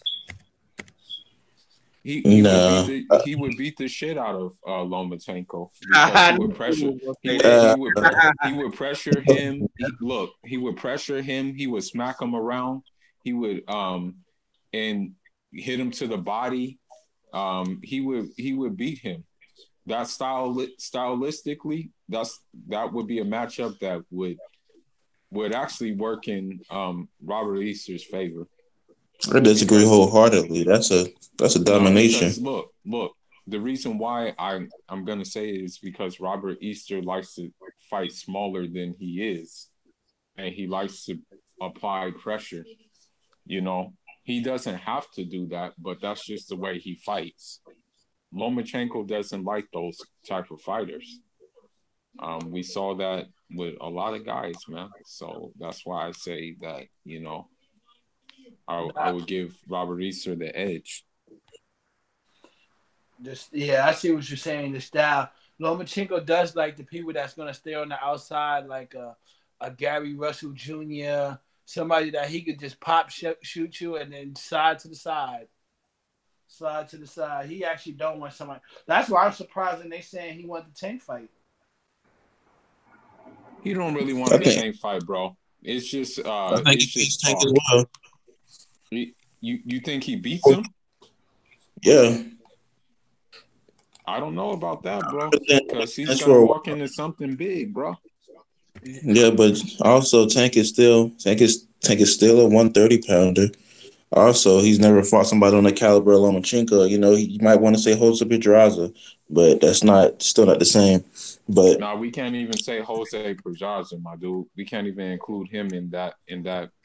Yeah, I know I wasn't being serious. I was just saying, it's best win. But Jose Pedraza painted that man though. Yeah, he did. But as far as Loma, I just feel like he's just one of those people where you're just not going to outpour him, and if you're just not going to just flat knock him out, you're not going to beat him. And I think as far as Tank goes, with him bending over at the waist, I think Loma just step around him all day. So he would have to roughhouse a lot, and that's what I'm saying. make it a little dirty, like he did with Rico. But yeah, I think he would beat him. I've been saying this for a while now. Nah. What I would say is that he would have to fight him. He wouldn't have to box him. And I think, me personally, I feel that if he fought him, he may hurt him, and then finish him off. That's just how I feel. Yeah, give me a sec before y'all keep going. Yo, Santee, did you get the link? I sent it to you 2 ways, bro. Did you get it? I'm waiting for you. All right, go ahead, y'all. Yeah, I would if they would fight. If they fight, I would got Tank in the 5th or 6th round by stoppage. I think Tank eventually, because Loma be in the counter and stand right there. He'll punch you side to the side, but he's actually right there. If somebody let their hands go with him, you're gonna catch him. And I think Tank catch him and then just, just get him out of there. I don't know now. I just see A Loma is serious just puncher. too swift.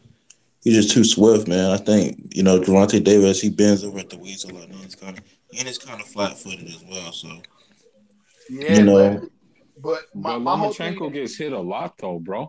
mm, if I he could get mean, him to sit down and exchange in front of them, because if they were trying to fight, they're gonna talk shit to each other. So I think Lomo would get in there and fight the wrong fight. Loma doesn't have the same power as Javante Davis. We know that, but he was getting touched up by Jose Pedraza as well. No, he doesn't. He's not as defensive as people make it out to be. You know, he's not really like. It's an opportunist type thing. When you taking more chances, you get hit more, and when you're fighting somebody where basically all you're doing is just standing in front of them, then that just shows like levels to where your game is at. When it Nah, comes to Lomachenko, but there were fighters though who can stand right in front of you and still not get hit. Like there were the James Tonys, there was the Wilfred Benitez's, there was the even the Roberto Durans at times. There was they would just do subtle things like parry punches with their gloves and stuff like that. They would be in front of you, but they yeah, would still be hitting yeah, you. it works.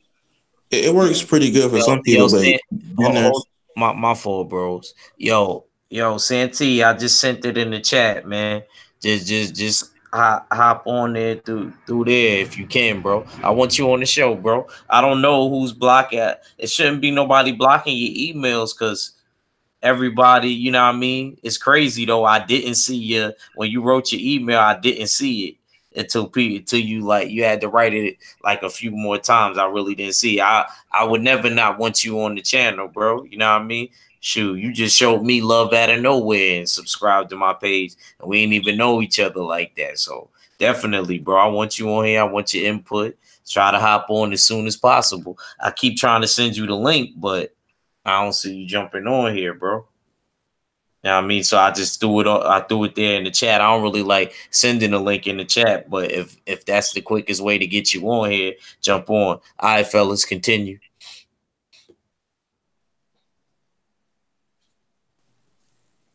yeah. I just think Lomachenko just he's levels above his opponent, just how much punches he can throw. I wouldn't be surprised if somebody like Mikey or Tank beat him, but it's just who I favor. You know, I think he's just one of those fights that would just put so much. He would put them in a position where they can't get out of, and they never fought fights like that.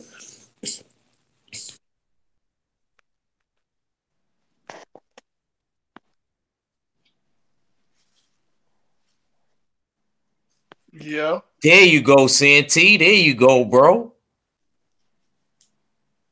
So how you How you feel about since you on Santee, how you feel about you from the B more area? So it's perfect person to ask. How you feel about tanking the Lomachenko fight? How you feel like, you know what I mean, that whole situation with transpired, bro? And how you doing, man? It's good to finally have you on the show, man. You know what I mean? I'm gonna rinse you up after the show is on. After the show is off. What's up, Ak? How you doing? What's shaking, bro? Same shit. Everything is good, man. Life is beautiful. You know what I'm saying? But you said, how do I feel about Javante Davis? Lomachenko and Tank. How you feel like that fight will play out? Who would you favor in all of that? Because I know you from the B more area. I don't know if that makes I know that ain't gonna change your opinion. You a real dude. You a straightforward guy. I know if you don't like somebody or if you think somebody gonna win, you go. I be you gonna say how it is. So how you feel about that, and how you feel like it will play out? I think Javante Davis will knock out Lomachenko. Clean. Clean. I don't think it would be hard. We in Maryland have watched Javante grow and become a monster. We don't understand the antics and the bullshit that he does when it comes to the interviews, that's not Javante. That's all Floyd. Okay, that's Floyd. Javante don't talk like that. Javante shy, yo.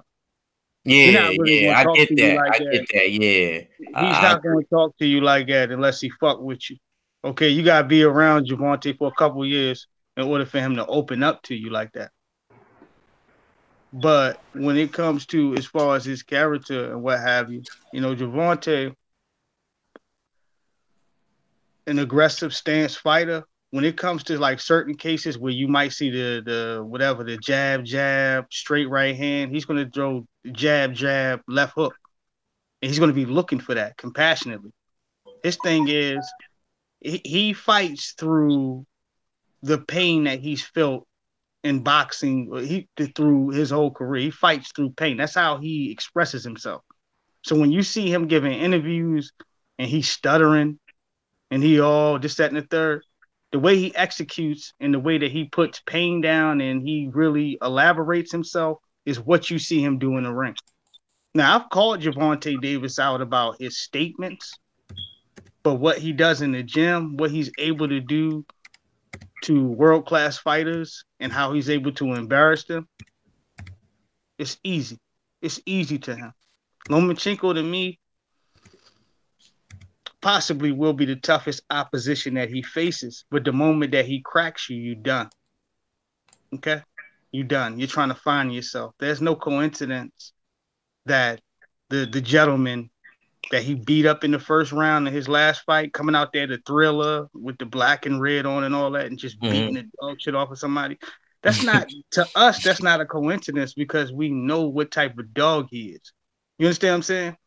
So even down to my homeboy Sherman Ortiz, where I have a video with him, former middleweight boxer. You can go look at him on BoxRec. You can type in Yeah, I know Sherman who he Ortiz. is. Yeah, I heard of him. From Severn, Maryland. I got a video with him actually fighting, with him giving commentary about what he was thinking in the process of this fight. We was just outside underneath a tent with TV out there in front of his grandmother's house. But he watched Javante Davis every single day. Javante Davis, Lamont Peterson, Adrian Broner, and a plethora of other dudes, man, that do not get the credit or recognition. Top Dog Williams, the one that got knocked out by Thomas Top Dog Williams that got knocked out by all of that. You New see York. all of that. Yeah, My New York brother, Marcus Brown, Sir Marcus Brown, broke his jaw through the guard. He got knocked out originally by Adonis Stevenson. Oh yeah, he got knocked out by Adonis Stevenson, but he got stopped. If I'm not mistaken, he got stopped by MPO too. Yeah, he got his jaw broken though. He got his jaw broken too by Marcus Brown. That fight was the first official loss that he took as a stoppage. Okay. Against Adonis Stevenson. And in that fight, whatever on the books it said about 2-3 million, whatever it is. I'm not trying to count he got money. But a lot of people there in the camp told him not to take the fight because he wasn't ready. Okay, he was game bred. He was a dog. He could have been another Marcus Williams, but he didn't take his time. Opportunities would have came for Top Dog. He's from Laurel, Maryland, which is like 20 minutes away from my house. So with all those gentlemen I just mentioned, Javante is in that pack. He trained right there off of Pennsylvania Avenue in Baltimore City. So I go past that gym damn near every other weekend and look over there, go inside the gym. There's top prospects in there and what have you. I still talk to the trainers in there. And what I know, I don't have to put my phone or a camera in front of everybody's face or whatever. Like, all right, I've been doing this shit to death for years. What I know that's a fact is Javante Davis is a killer.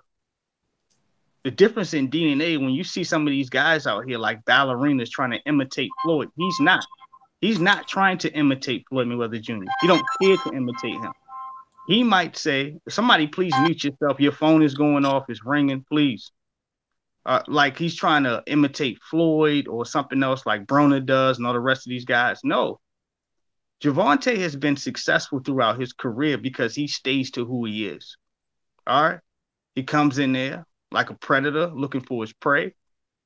He chops people's heads off.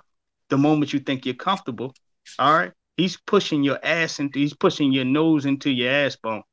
Okay? He's doing it real quickly because you don't expect it to come. You know, a lot of people think that they're sharp. They think that they're prepared. They think they have game, like they're game bred, like you're a top dog out here. You're not. Okay. So When what? you step in So front what of you think is the Javante, toughest fight for him out there? hmm? So what you think is the toughest fight for Davis? The toughest fight for Javante? Yeah. Burchell. You said who? Who did you say? What's his name? Miguel Burchell. Yeah, you breaking up every time you say the name. Yeah, I can't hear you. You said bird chip, something bird chip, whatever. What's his name? Burchell. Miguel Burchell. Can you hear me? I can hear you now clearly. No. He will get his ass. He will get his ass shoved right into his shoulder bone. You understand what I'm saying? He'll get his ass shoved into his shoulder bone. He'll get treated like a prostitute's pussy on a Saturday night.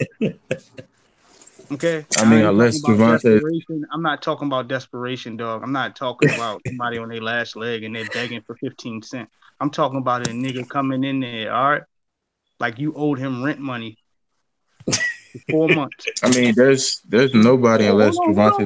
Let me finish. You can talk after this. I'm talking about a nigga coming in the house, all right, with one big dude, right, and one skinny dude, and 2 black trash bags. Okay, the sheriff already put the note on the door. You owe rent for 5 months. Okay, and they don't even want the money at this point. Fuck the court kid. They don't want none of the money. I'm just gonna trash you. I'm gonna beat all the dirt off of you, nigga. I will beat $7.5 grand off you right now. Whatever you owe me, we done. That's what Javante will do to this dude. I'm not exaggerating. I'm not trying to say, oh, well, you just from Baltimore. No, look at him.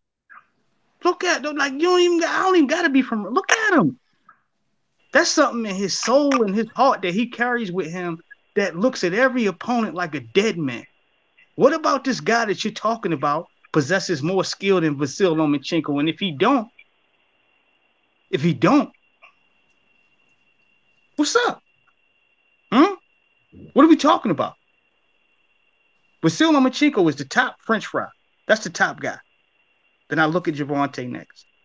Okay, I'm kind of twinkled between that, but I know if Javante catches him, the fight is over. Just once. The punches are quick, but they hurt. Okay? Now you got this, whatever, Sam Sausage here, whatever the nigga that you name, Sam Sausage here. Come on, man. Yeah, I'm just talking in terms of reality. I just underestimated what's his name? Ugas and Porter. I underestimated him completely. And I own up to that. But I'm not underestimating anything that I know for sure. I watched 2 Ugas fights. That's it. I watched enough Javante growing up to know that no. Nah. Not even a little bit. Nah. I mean, go ahead, man. It's your turn, man. I was gonna say let him cook. Appreciate that, Santi. Santi be having me crack up, man. Oh, Mac just entered. Mac, let Battle Rifle just cook real quick, and then you come on right after him. Battle. I'm just trying to find out what y'all cooking on real quick before. Oh, that we was talking about Tank versus Loma, of course. Battle Rifle. You got something. Actually, he named somebody else. Who was that you just named? He named Miguel Burchell at 130, but Mac is crazy. Hey, go ahead. Y'all go ahead. I ain't saying that. I'm quiet. Mute. I'm telling you, man. What you saying? You got Burchell all wrong, man. Javante Davis is good. Don't get me wrong, but Javante, man, it's if you look at who's ranked probably the highest at 130, it's probably Miguel Burchell. He probably has the best resume at 130 right now. So, and I've seen a lot of guys. This guy has flaws, and he can iron over them a little bit. But one of the most skilled fighters I have ever seen is Miguel Burchell. And this dude can slug and he can box. You talking about a guy who's a boxer puncher? That is a boxer puncher right there. The guy can move on his feet and he can put it in a combination whenever he got a really good jab. Has extreme. That's when I say extremely fast feet. This guy can move. So I'm saying I would love to see that fight. He's been calling out Tank for a while now. Well, Called out what do you Lomachenko do? too. I believe So you. Look, what do you do with a brawler with lightning fast hands? A brawler with hands that's faster than anybody you ever seen. A brawler, a guy that look, nigga, With look, knockout we're power. going to pay this rent. Okay, look, mama, I know you cold. I know the heat been turned off. But look, when I come up in here, we're gonna pay the rent. All the gas and electric will be paid. Okay. What are you gonna do with a brawler with lightning speed and some of the most beautiful accuracy that you've seen in that division? I mean, talk is cheap. It's as cheap as I might be talking to you. You understand what I'm saying? But when a man steps in front of another man, you see the way that he's breathing. Okay, the whole nine. As you say, you stick your chest out. You a man. We all men here, right? And you get Yeah, touched up, so then what? Well, had a somebody lady touch had you on me. Oh, there you go. and get close to your soul. Okay, they get close to your soul and your heart, and a man touches another man. What are you gonna do? All right, there's a difference, between being elite and being a great fighter. A great fighter is prepared for everything that he has going. That's Javante. That's him. Elite is some of these guys you see around. They're elite fighters. They're great, or they're not great, but they're decent. Okay, elite, whatever, top of the food chain. Lomachenko is elite. All right, bad. He'll show you everything in school about how boxing is supposed to be done, how to clean yourself up, how to counterpunch, how to look good doing it, how to finesse. Javante will show you how to take one of them empty metal trash cans. All right, after a nigga get punched in the stomach and he about to shit on himself, and put that bitch on top of a nigga's head at the end. He'll show you how to do that. All right, he'll show you how to throw a nigga out the window of a school bus going fucking 35 miles per hour. He'll show you how to do that. Okay? I'm talking dangerous. Like the sickness, the shit I've seen him doing sparring. No. Most of the guys are bigger than him. They don't have the average dude's not gonna come in there his size. They're not his height, they're not his size. And he's beating up on grown men that do this for a living, man. So when you speak to me about this dude, is he that good? Is he that tough? All right. You ever got punched in your mouth for real? I have. yeah, you never seen You him understand? fight? Huh? Yeah, the guy got Yeah, a chin. I've seen him fight. He reminds me a little bit of Roy Jones. But my thing is this. Look at Roy Jones. Hmm? Hmm? I mean, okay, we can speculate all we want to, but a man's heart is a man's heart. So if he come in there and get out to get on Javante, then guess what? I'm wrong, and everything that you said is correct. I'll live with that. I'll go to bed with that. But from what I know about Javante, no. In that weight class, with that type of power he possessed, the chin that he has, his aggressiveness, the average nigga, when he gets hit with a full blow of power from Javante Davis, they slow up and they start thinking about becoming a Jehovah Witness or converting to Islam. You understand? Immediately converting to Islam. Okay? Just getting hit with one flesh blow to the stomach.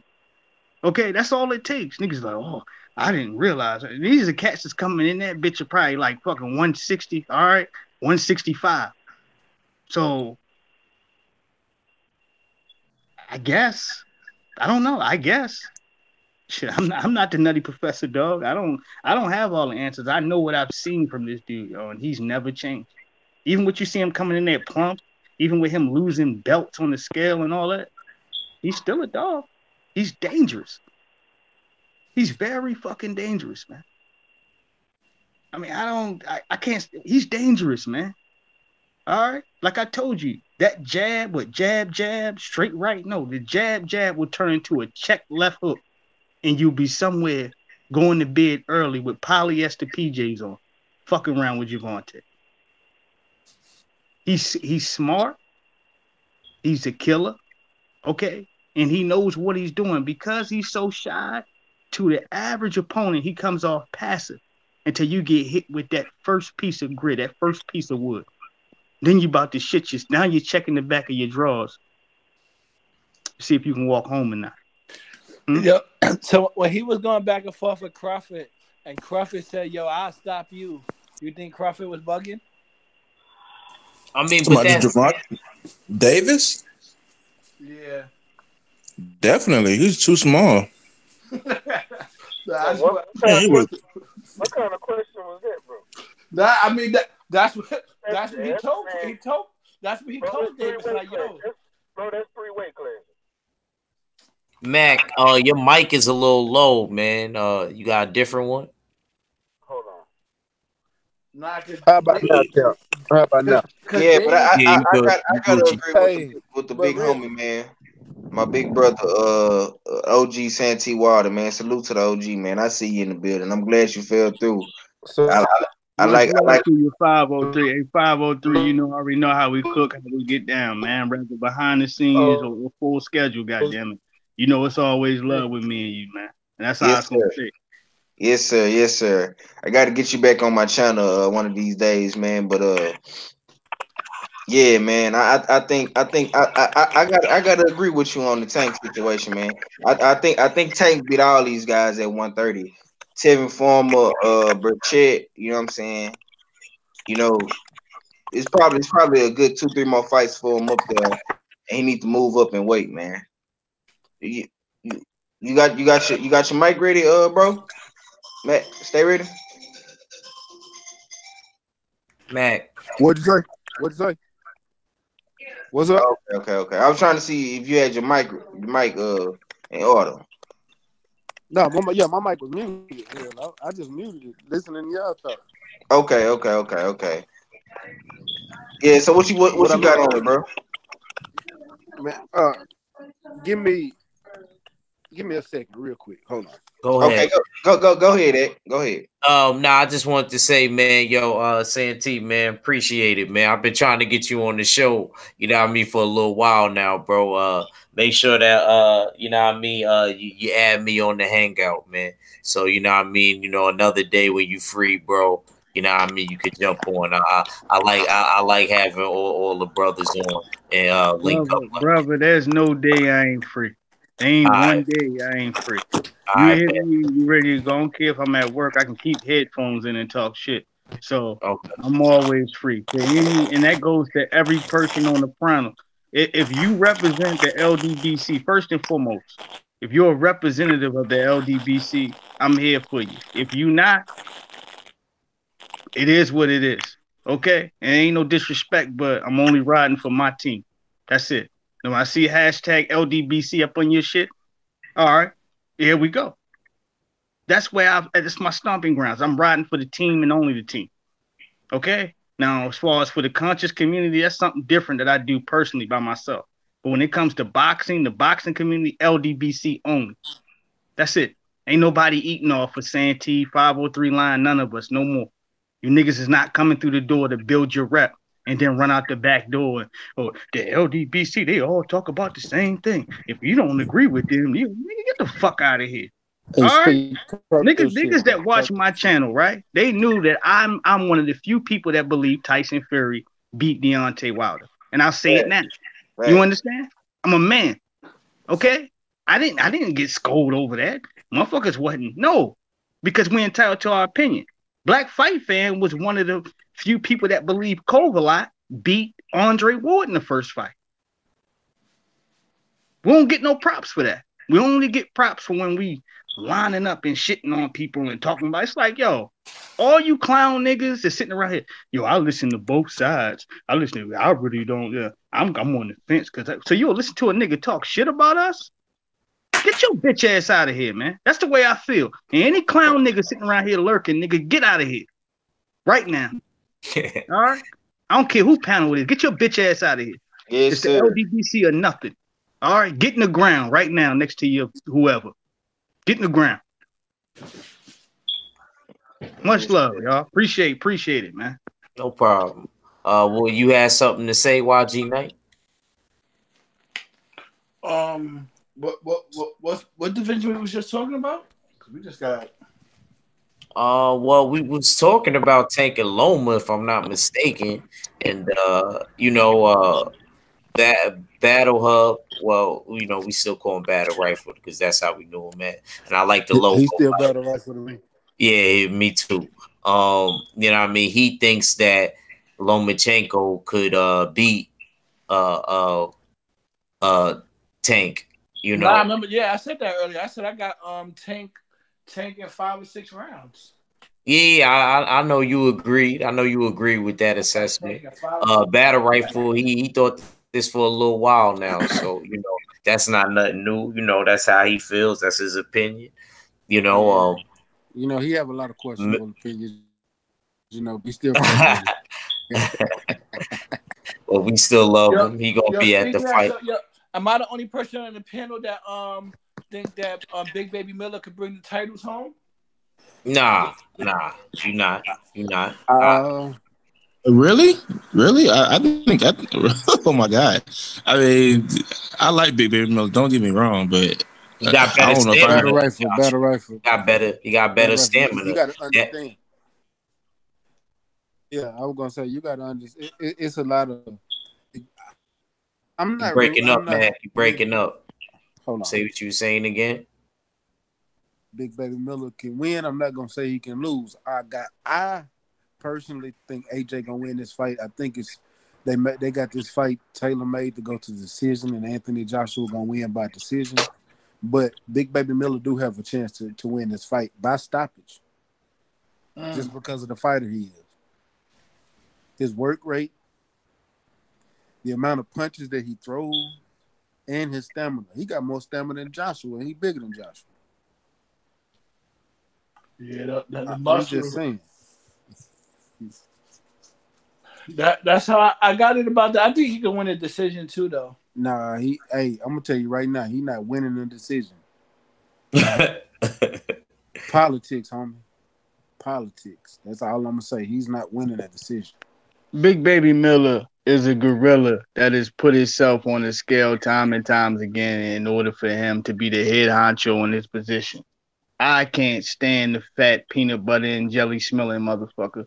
But I'm gonna tell you like this: despite him being a hater, despite him doing everything to get himself in the limelight, he's earned the position today that all heavyweights want to be in, which is to fight AJ.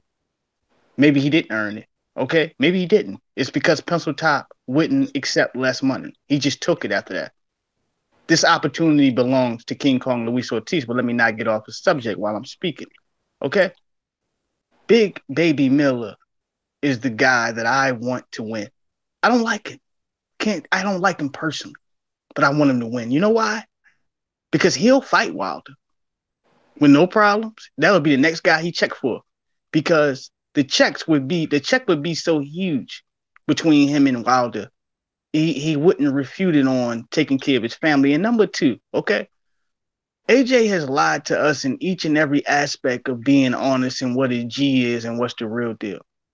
Okay? It's like I told a nigga before, look, nigga, if you stole something from me, I'll tell you like this, nigga. I'm gonna go sit in the living room. You go in the kitchen and see if you done found it there. If you come back with it, we're cool. If you don't, all right, I'm gonna beat the dog shit off of you. You understand what I'm saying? And most niggas will come back with it. You understand what I'm saying? For AJ is a nigga that has you got to take a crowbar to his knees first because he's so huge. All right. Then take a motherfucking one of them black SWAT boots that you kick the front door in with and hit him across his chin. All right. Then he'll hand over his shit that he stole from you. That's that type of dude. He's the charlatan. He's much as a con artist as Eddie Hearn. But for Big Baby Miller, he never dropped the top or he never loosened the scale on things until he realized that it was his moment. Then he started being honest. So I don't trust him for that. But what I do trust him about is his confidence.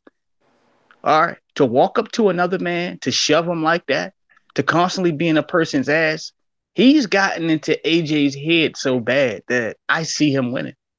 Speed, power, skills, agility, the overall natural know-how. Like, all right, you 300 pounds, yo. You 300, yo. You're fat, sloppy. You want 12 cupcakes, nigga. You got a hamburger on the back of your neck. But it doesn't matter when the bell rings. When Michael Buffer says, let's get ready to rumble, it doesn't matter. What a lot of people, all right, that know Big Baby Miller say is he's awkward. He's never been hurt, never been stopped. He's always been aggressive the way he is. The nigga punches like fucking Roy Jones with pity pat punches like he's hitting the mitts. I've always said that. But we don't know the level of those punches and how hard they hurt or what have you. Last time I checked, he's been knocking people out like that. So do we shadow him out? Do we throw a white flag and say, all right, Eddie Hearns and AJ playing this? Or do we look at Big Baby Miller and say, you know what, he has more of an opportunity than we originally thought he did? I'm a guy that you heard my videos. I hate Big Baby Miller.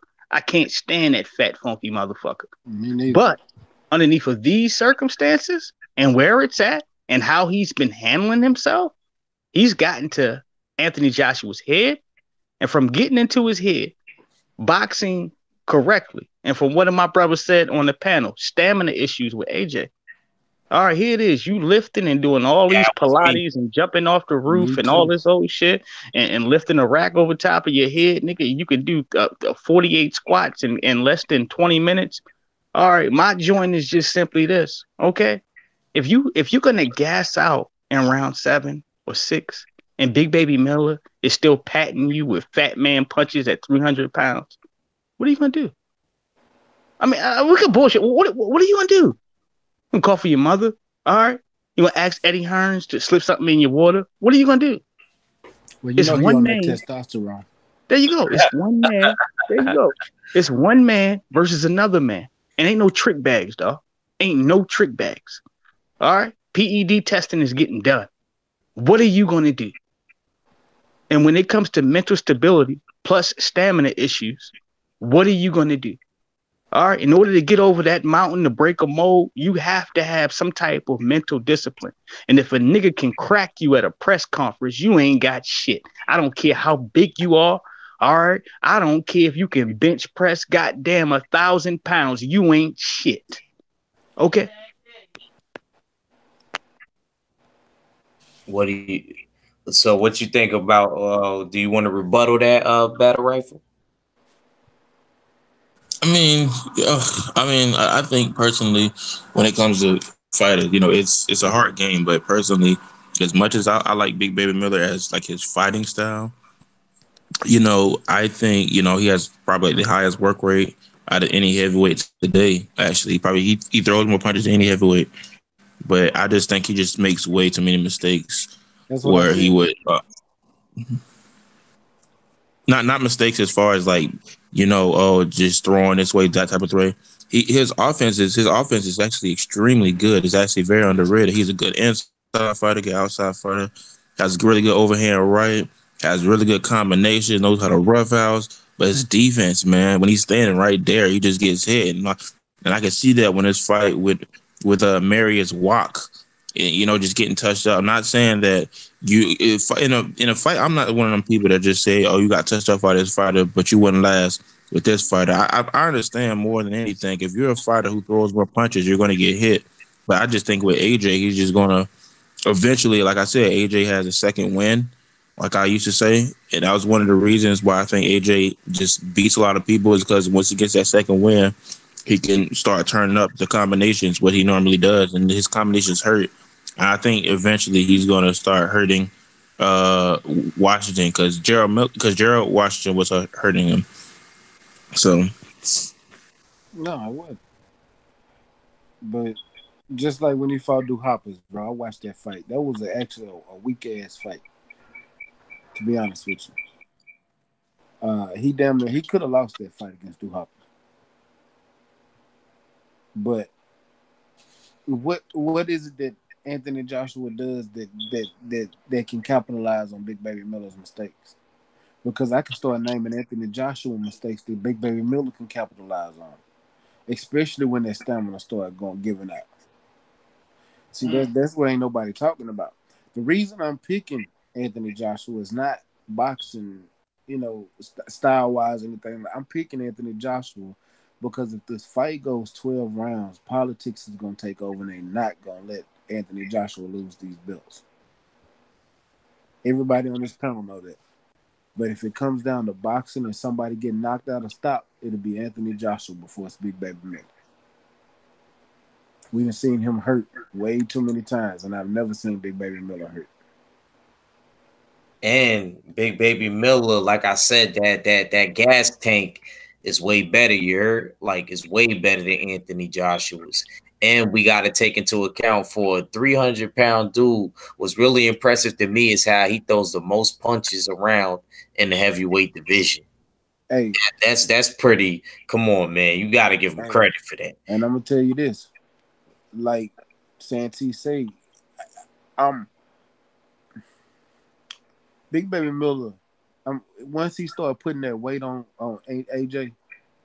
AJ's stamina gonna start dropping extremely. See, here's the thing: if AJ let Jarrell Big Baby Miller get in close and start grabbing him, and AJ got to start pushing him off of him, that's gonna exert a lot of energy that he's not used to exerting, and that's gonna hurt too. Think about all that energy you got getting somebody that big up off of you while they coming inside on you. See, it's a lot of intangibles you can see in this fight that can cause AJ a lot of problems. But like I said, the only reason I'm picking AJ is because of politics. If it wasn't for politics, I would be picking Big Baby Miller. I'm looking at it from a Vegas standpoint. You know, I'm a gambler. And the reason politics is not going to let him win this fight because they see it's more money in Deontay Wilder and Anthony Joshua in the sport of boxing than it is with Deontay Wilder or any other fighter versus Jarrell Big Baby Miller. And that's fact. That would be the biggest fight in boxing, period, on any weight class, if they go ahead and fight. So I don't believe that they are going to let anything get in the way of that happening. That's coming from the gambling side.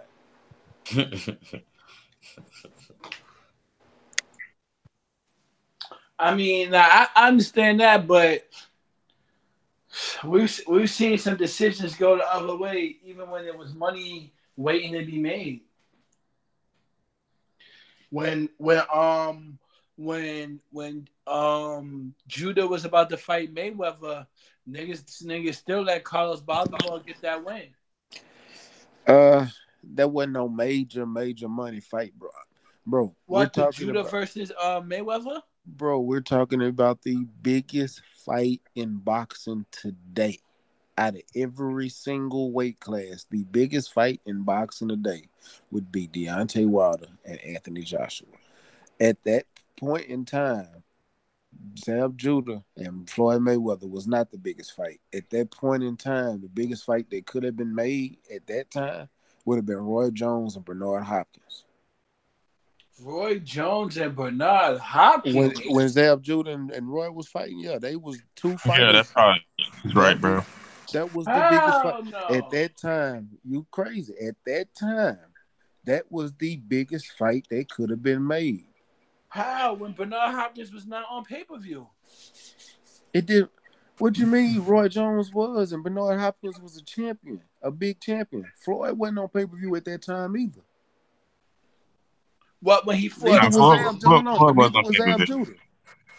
Floyd was on pay-per-view. Floyd or Jab Judah was on pay-per-view. Roy Jones was the only one. And Bernard Hopkins. Floyd was on pay-per-view before that. Yeah, he was pay-per-view already. He was pay-per-view before that, but Bernard Hopkins still. Would have was Arturo Gotti, right? That was that pay-per-view, but he didn't become a pay-per-view star until he fought De La Hoya. Yeah, that was 2009. And then, if I'm not mistaken, the second fight you talk about with Roy Jones and Bernard Hopkins, we talk about, right? Yeah, it would have been. The second fight was 2011 and 12, so I think he was kind of established. No, I'm saying if they would have made that fight happen back when Jab Judah, they never fought a second time. Roy Jones and Bernard never fought a second time, but if they would, they did, bro. Yes, they did. You sure? Yeah, bro. Yeah, they fought. Come on, man. Come on, man. Kurt don't call me the young guru for no reason. Right. Come on. They did fight a second time, bro. They fought in like 2011, 12. And It wasn't good. It was much older. what took some of the steam out of the Mayweather Judah fight is that Judah just lost. Bro, they fought in 2010. I knew it was around that time, Yeah, but they did. yeah. Because I knew they fought twice. Yeah. Did it take any of the steam out of Triple G versus Canelo 2 and he just lost? Who just lost? Didn't Triple G lose? No, Triple G lost to Canelo for his first loss. Yeah. That's what I'm saying. So what are you talking about? Oh, yeah, you fought Monterosa. I forgot. Yeah, my bad. I forgot they fought. I mean, yeah, but that was still, at the time, that was a bigger fight. Because Roy Jones. You bugging. I'm talking about this is before, Jones? Bro, this was before Roy lost to Tarver. We talking about Zab Judah, Roy. We talking about the Zab Judah and the Roy Jones. No, Roy lost to Tarver already. Yeah, Tarver. He lost to Tarver around. Yeah, he right. He right. He lost to Tarver in 2000. He lost to Tarver after. In 03, 04, around that time. He lost to Tarver. I'm sorry. He lost to Tarver after. He lost to Tarver in 2004. Yeah, it was 2004 because I remember. Yeah, I remember the next week Roy ended up fighting Chop Chop, if I'm not mistaken. He fought Chop Chop, and they were scared that the same, you know what I mean, because Floyd was moving up, that was going to happen to him. You know what I'm saying? So, yeah, I remember that, man. I was a little kid. So lost, and Floyd lost, Zab Judah lost to Floyd in what, 06? Yeah. Yeah. So 2 years later. That was, I'm telling you, that was, what you call it? I still don't think it was Zab because wasn't nobody looking for Zab back. I'm just being honest with you, bro. That was a New York thing, man. Fight, yes, that was a New York thing. Going into that fight, Zab already redeemed the. There was a because us down here in Texas. Max said, "Why not?" That's fucked up how you said it, though, man. How y'all didn't respect him, and he just went to St. Louis and knocked out Corey Spinks for the title.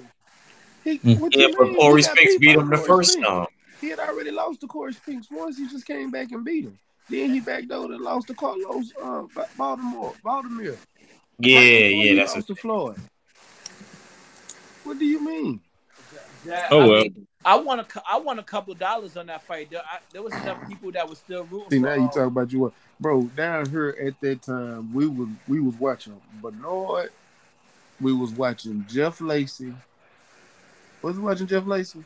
Yeah, that was about the Jeff Lacey. Yeah, area. we was watching Jeff Lacey. Floyd. Whoa! You said Corey Spinks. Corey Spinks. Oh, are we talking to Corey Spinks that got knocked out in the second Zab Judah fight? Or are we talking to goddamn Corey Spinks that beat Jermaine Taylor? Okay, but they rooted for Taylor at the end. What Corey Spinks? I'm glad you we're talking to Corey Spinks that came out of the ring with Nelly talking about some. Can we leave here? Can we leave here? And they got knocked the fuck out. What are we talking about? I remember that, man. He talking about dancing and got spanked. He was out there bitch like, can we leave here? Yeah, can we leave here? And got knocked the fuck out. He was doing Zab Judah did the Harlem Shake before he put him to sleep on the roof. You remember that, don't you? Yeah, I remember that shit. He put that bitch to sleep. Bedroom slippers. I'm talking about no teddy bear, no blanket, no nothing. You just go to bed. Nigga wrap newspaper around your back. He put him. You know who? Yo, ready. You know who was the other guy that was rocking at that time that people was believing in? It was Paul Williams. Oh yeah. Yep. We was believing in Paul Williams. I ain't gonna lie to you because I like Paul Williams back then. Yeah, that's the other guy. But it was. I'm telling you, that was a big fight. Paul Williams trained at the same gym that I was sitting there talking about. Okay, Paul was there. Paul was the nastiest nigga in there, and the hardest thing for him for 147 was to keep making that weight. He made that weight repeatedly to get to Floyd, but that fight was not going to happen due to his height. Floyd wouldn't fuck with him because he was too tall. He was way too tall, y'all. He was too big. I just hate how he beat my boy Wiki Wright. I don't care about all that. I just hate how he did my boy Wiki Wright. I I love Winky Wright. What are you That's one talking of about? my I favorite love fighters. Ronald Winky Wright. I Yeah, love I that said guy. that's one of my favorite fighters. I just hate how Paul Williams beat him, man. Paul Williams put his foot in a lot of niggas' asses. Yeah. Okay? And the thing is with Paul is his most successful victory was to beat Antonio Margarito while he had shit in his gloves. While he had shit in his gloves. You know he did it because he wasn't caught until he ran into Sugar Shane. Okay? You seen him cringe with all them body shots. This nigga was hitting him with drywall. Okay? And he still beat Antonio Margarito. Mark Wunderlich said, "What about Chad Dawson?" That's What one of the about biggest. him? That's one of the biggest disappointments of my watching boxing career. He kept moving up and down. I wasn't jacking him, man. What about bad Chad Dawson, man? Chad Dawson's best days as far as with him was with Floyd Mayweather Sr. That's when he was at his greatest. Okay? Pascal kind of exposed him. All them other niggas kind of exposed him. All right? But the greatest ass whooping he ever received was from Andre Ward. He broke him down piece by piece, Yes, round by round. yes. And niggas can sit there, oh, he was weight drained, he was this, he was no. Ain't nobody tell you dumb ass to do that. No, it ain't pointing at somebody telling you to do that, but as far as the weight collided and what it was, okay, Chad Dawson really didn't walk around that big. Oh, that's a misconception. He didn't. So when you hear people talk that dumb, you don't know Chad. You don't. A lot of these niggas sitting there, you don't know Chad. All right, Chad took a definitive ass whooping because he couldn't beat Andre Ward. Those are the facts. Okay? Now, you might can argue a little bit about weight. Goddamn, Sean Porter walks around. No, I ain't going to do that to him. But he got his ass whooped against Ugas. Okay? Yes, he did. He's a big, stinking motherfucker. Okay? I still think Ugas beat him. He's a big gargoyle type motherfucker. Goddamn, almost 200 pounds. All right? That's why when you hear him on interviews, he don't want to talk about the weight. He never does. Listen, if you don't believe me, go back to his old interview. When they ask him about the weight, he stays away from that. Sean Porter's a big dude, though. Okay? The height, you might be a little bit, all right, his height, he's a short dude. He on some damn Ricky Fatton type shit. Ricky Hatton, Ricky Fatton. It ain't no point of that. He's muscular as he carries the weight. You understand what I'm saying? But he's a big guy. I just feel Mayweather walks around this bitch at like 180, 190. Go ahead. I'm listening. I feel like they didn't take the fight because that wouldn't have been pay-per-view. But I don't think Paul Williams would have beat Mayweather. Well, we never have yet. Well, hold on. We never have yet to see that. There's a list and plethora of dudes from Keith Thurman to Sean Porter to Errol Spence, whoever you think of, Danny. They could have beat Mayweather, but we never been presented with these fights because Floyd didn't take these fights. He could have fought. None of those fights. He could have fought Keith. If he fought, goddamn Ortiz, he could have fought Keith, yo. He could have fought him, yo. But he didn't. Ortiz got a whole Mexican. Ortiz got a bigger fan than what you call it. A way bigger fan base. What are we talking about? We're talking about what it's going to sell. I don't give a fuck about that. I'm talking about the greater fighter versus the greater fighter. Okay, when we start talking money to the table and who brings this and who brings that, nigga, we're going to be on a whole political scale for the rest of this conversation. No disrespect to you. I don't mean no disrespect. But what I am saying to you is this. Let's not do that, yo. You about to send us on a parade for no reason. Not a parade. But let's think about it. All right, they're trying to tell me that that would have been a bigger fight. I couldn't hear nothing YG saying. I heard him. Go ahead, I'm listening.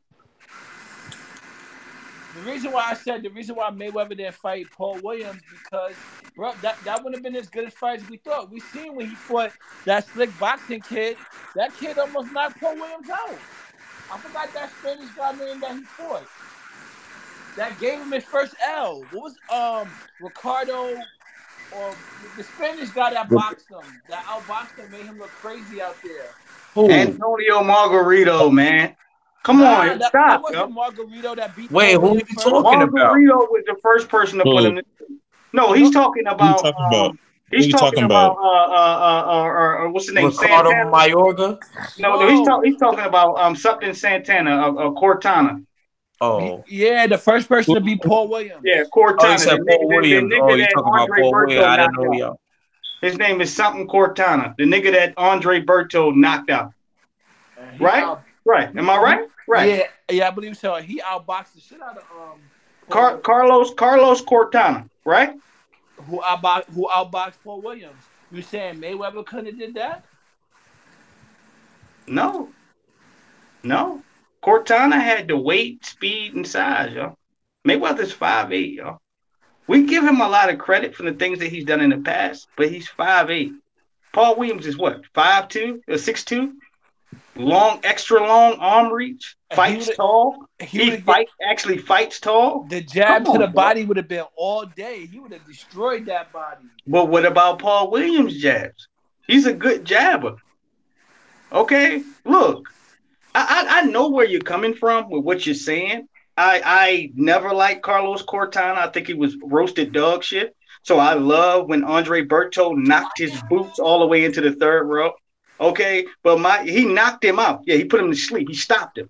But my thing is more so here, as you would say, styles make fights. Of course, Mayweather, he stayed away from this tough opposition with these fighters. Number one, as you said out your own mouth, which I'm not going to go in a merry-go-round with, is all right to fight these Spanish fighters brought a lot more money to his purse, but also, rather white fighters or Spanish fighters, but also. He avoided a lot of black fighters at the end side of his career because all it brought was a key threat for somebody to put him in the dirt. And the niggas that he did fight was guys like Sugar Shane Mosley, who rocked the shit out of him in the second round and ended up getting his draws pulled over top of his head like quail man. He was ranked number 2 at the time. Who? Mosley was ranked as the number 2 pound for pound fighter. Well, he didn't turn into Quail Man. All right, with the Huggies drawers over top of his head with the belt strap, Quail Man. All right, yes, he did. After he landed that right hand in the second round, he was a shell of himself for the rest of the fight, and Mayweather exploited that. The counter punches. I know, but I was just ranking because I thought you was going. But what are we missing? You're talking about that. What are we missing? We're missing goddamn your boy exploiting him, Pacquiao exploiting him first. Okay, we're missing Cotto exploiting him, Winky Wright exploiting him. Okay, all these other guys, Vernon Forrest exploiting him. So that wasn't a tremendous victory in my book in order for you to go ahead and celebrate about. The Cotto fight didn't get all these ass whoopings. You mentioned Carlos Cortana, which is an awkward southpaw style fighter. And then that's it. He didn't get knocked out by Margarito. What is it, Margarito? No. Sergio Martinez. Martinez, excuse me. I want to give him his credit. Martinez with the bad knee issues that got knocked out by Cotto. Yeah, he lost to Lara. To Lara. Lara won that fight. Who? Lara beat Paul Williams. He didn't win officially. Did they call it for Laura? Did they give Laura the fight? He didn't win officially. No, he didn't win officially. So he didn't win on the cards. I thought we were just saying. No. We're not gonna magically pull shit out of our ass. We'll talk about on the cards who won what. Who won what? I thought we were talking. No. You don't get an extra Huggy sandwich because you say you get one. No, we'll talk about what actually took place. Paul Williams has always been a killer. Before his motorcycle accident, nigga, he'll put anybody in the dirt, and nobody wanted Antonio Margarito when he got to smoke with him. Nobody wanted to fight him, right or wrong, right? Okay, so I'm not going to sit here and act like Mayweather would have did this and he would have did that, because if he actually felt like it, the same way he accumulated money with the Amigos, he would have made big money amongst the black folks in America and everywhere else. Fighting Paul Williams due to the mismatch in size and arm reach and height, sir. Paul Williams didn't. We're not going to do that. No. There's a reason why, and you're smart. I don't look at you like some moron or something like that, brother. Nah, I respect you. I respect you. I know what you mean, but he lost his marketability though. Who? Paul, he got smoked. Man, get the fuck. Go ahead, man. I'm sorry. Yo. Go ahead. Let me say what he got to say. Go ahead, yo. Go ahead. I'm sorry. Where we at? You No, got let him more. talk. Let him talk, please. Let him talk, yo. Because that's disrespectful. A lot of people jumped off the Paul Williams bandwagon after that. After the bad showing, they wasn't believing like how they was believing before. Based on what? When he almost lost to when he lost to the Herrera guy, a lot of people jumped off the bandwagon. A lot of people didn't believe he was gonna beat Winky Wright when he fought Winky. You done? Go ahead, talk. Cut it out, man. Stop, yo. Cut it out. Despite who they thought he was gonna beat, XY, but he beat him. Down to Laura, down to whoever, he beat him. But he won, right? Right. What are we talking about? So how do you lose markability from winning? Because people stop believing. Oh, I'm gone. I got a little bit of danger. How do we? This is why I have stopped talking. You see, bottom line used to go off all the time about. This is why I stopped, yo. This is meaningless. Okay, Paul Williams was who he was, which was a sure enough, top-notch fighter that deserved all the acolytes and support that he got. One of the best fights I ever seen him fight was against Kelly Pavlik when he went balls to the wall. One of the best fights you ever seen between Paul Williams and anybody was against Kelly Pavlik. Okay, period.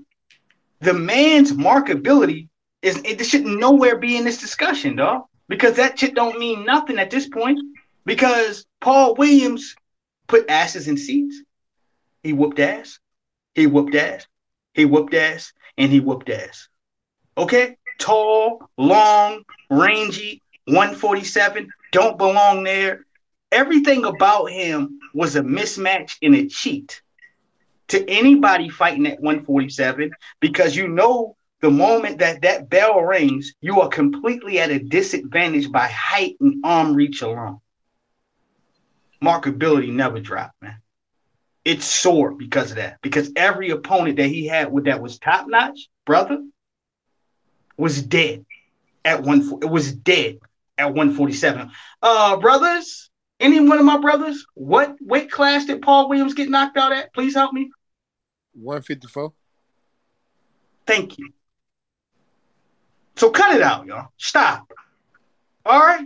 At 147, he was nobody's teddy bear. He was nobody's gift in a bag. He wasn't Roseanne. He wasn't none of that shit. He was the worst nigga you could ever meet in your life. No, my all right, it's like fucking a nigga wife with your fucking socks off, and that nigga comes through the door from work early. Paul Williams embarrassed niggas. Okay, he beat you into an understanding. So I will not, at 147, allow anybody to take a crap on Paul Williams based on a fucking Carlos Cortana, based on any motherfucking thing. Because the real deal is only this. Who could fuck with him at 147? Hold on, I'll wait. I mean, there's somebody you can name if they all-time great. You want me to name some? No, I'm not talking about no all-time. I'm talking about at his time. No, don't.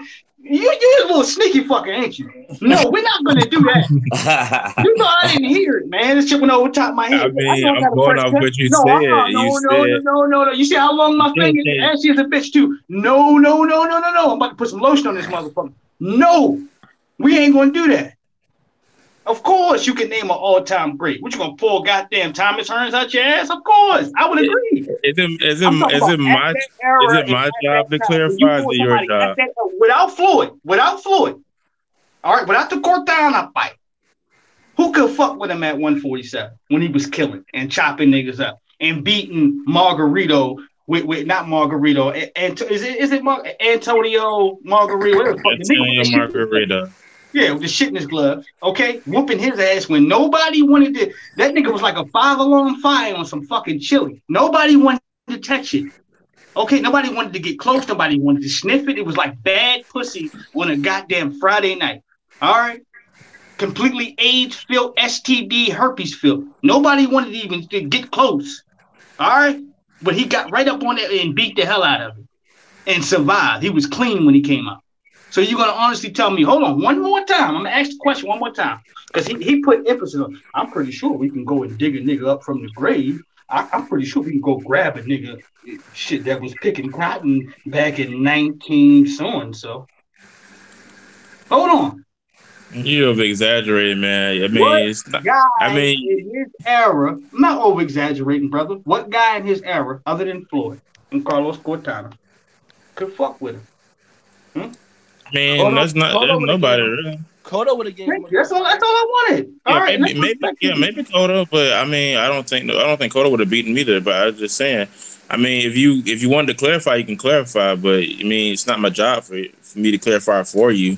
I'm not trying to sound like mean or nothing, but that what you were saying. I was about to answer, but you said not. Brother, you did well. I respect you. Okay. I don't want you to clarify anything for me. The only reason I asked you is to get you on the same page that I am. You're already there. It's love. You understand what I'm saying? I'm not here to pull nobody pants down and embarrass anybody. I'm just here to just show some love. That's it. But I respect what you're saying. I I don't. respect your I don't belief. think nobody could have beaten him with the exception of Floyd, and maybe. Kodo. Maybe I don't. I mean, as much as I like Coda, I still don't see him beating Paul Williams either. The beating that he took with those illegal gloves. Before that, I think he would have beat him. Oh, you talking about what you call it? Miguel Cotto versus Paul Williams. He would have beat him at 147. It was unfair, yo. Even me, look, I was a big Floyd fan back then. So I'm being honest, okay? I felt like Paul Williams' existence at 147, given his height and arm reach, and I should look at that shit. It's like, yo, get the fuck, you're weight draining yourself to be the man at 147 because you can make weight. But it's unfair to everybody else there because you're fucking the game up, yo. I understand you can make 147, but you don't belong here. This is why I started respecting him more when he went a little bit up in weight. That's why. Like, for me, Paul Williams, to be honest with you, which I got to meet him up close and personal at least 5 or 6 times. He's one of the kindest dudes you'll meet, one of the most respectful. He don't care. He's very humble. You understand what I'm saying? And he a cool dude, yo. But what I would tell you about everything that I've said to his face is, why 147, yo? He wanted Floyd, yo. Okay? That's the truth. He told me this. He want Floyd. He wanted the money. Everybody wants the money. So you have it. So if you want to know why this big bad bully that yo, why you killing yourself? You understand what I'm saying? To make 147 to get on the scale, you look like a damn stick. Stop. You understand what I'm saying? Nigga, go up somewhere, but not here. 147 pounds for a grown ass man that's 6'2". No. That ain't even Ethiopian weight. That's not Ethiopian weight to eat dried up cantaloupes. It's not, yo. What are you doing? Yeah. Mark Breathen was 6'2", Walter, wasn't he? But what you think about that? His frame is wide. I got a wide frame. Okay. On my good days, I pack on 185 pounds. If I'm not working out or anything, I'll go ahead and pack on 177. Okay. What you think about that Jacobs and Canelo? What you think about that Jacobs and Canelo fight? My opinion. Let me hear from the brother first, and then I'll go ahead. I want to hear his opinion because I've been talking way too much. I want to share the panel. Let's hear. Stay ready. Stay ready. What do you feel about the Canelo and Daniel Jacobs fight? I think it's a 55-45 fight. How? Canelo. Okay. Break it down, man. Well, my only thing about the fight is Daniel Jacobs actually has the ability to beat Canelo, but I don't think his mental is gonna let him win the fight. Daniel Jacobs, one of them fighters that go into the fight and he feeds off the crowd instead of listening to his corner. Especially, when in the few big fights that he's had, every single time he feeds off the crowd and he try to you know, it seemed like he's trying to entice the crowd. You know, make himself look good in the ring for the crowd instead of going in with a game plan. And you can hear his corner fussing at him, telling him what to do. When he get out in the ring, goes completely away from it. And I don't know what the hell be going through his fucking mind. But if he actually sticks to a fucking game plan, he can literally go in here and win this fight. But I don't think mentally he's gonna do it.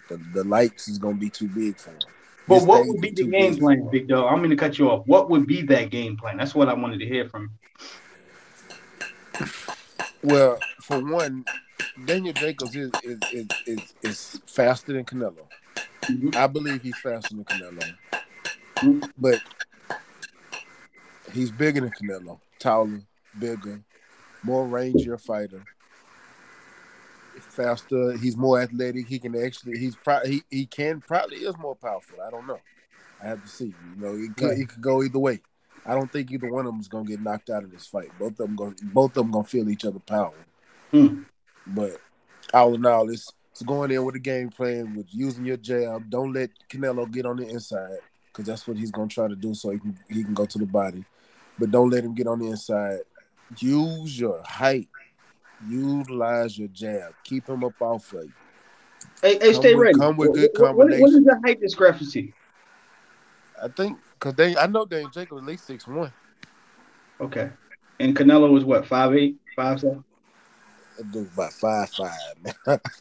No, I'm playing. Don't tell me That that. motherfucker All short. right, shit. I'm listening. I'm sorry. I'm going to keep cutting you off. Go ahead. Oh, you good, man. You good, man. But bro, I don't think Daniel Jacobs mentally gonna win this fight. I think that's why I believe he 5'11" and a half.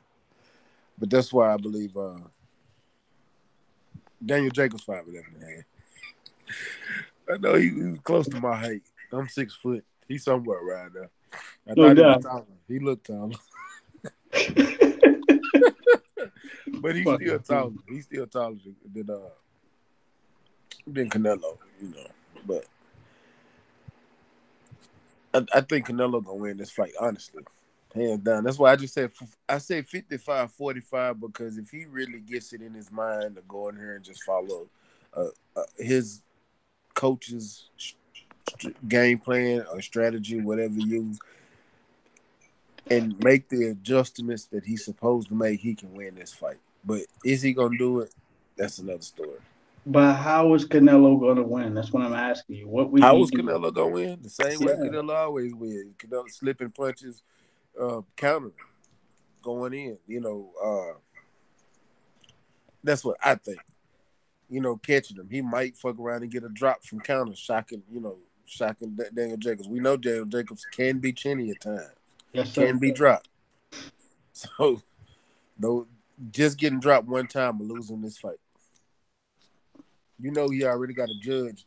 I get, hey, what you say that card is? It's 119, No. 116, 112. 111. Oh, yeah. No, 117, I 111. want to hear Yeah, from him what? next about that fight. I want to hear his opinion after this.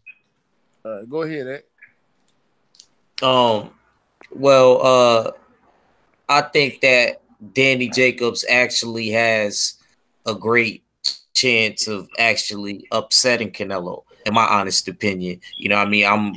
Like I said, I'm a young up and coming fighter myself, so I gotta give it to y'all from the fighter's aspect. But I how is he realize going to do it? I feel I'm about to explain to you, brother. I feel like if Danny Jacobs utilizes that lateral movement that he displayed in the Derevyanchenko fight, Yes, sir. which he has. A lot of people always, go over this like they don't know that Danny Jacobs has that. Danny Jacobs can also, throw Canelo off balance by switching from conventional to a southpaw stance. A lot of boxers, we do that in the gym. Those of us that can do it and do it well, we do that to kind of throw you off balance. I know what you In talk. the fight. I know what the fuck you talk about. Yeah, I know You know what I exactly. mean? Yeah, because I do it. You know what I mean? Right. I can write with both hands too. So, Correct. Yep. definitely, I think Danny Jacobs could actually end up catching Canelo. I don't think that, and he could possibly hurt Canelo because we have to remember how many knockouts Danny Jacobs got.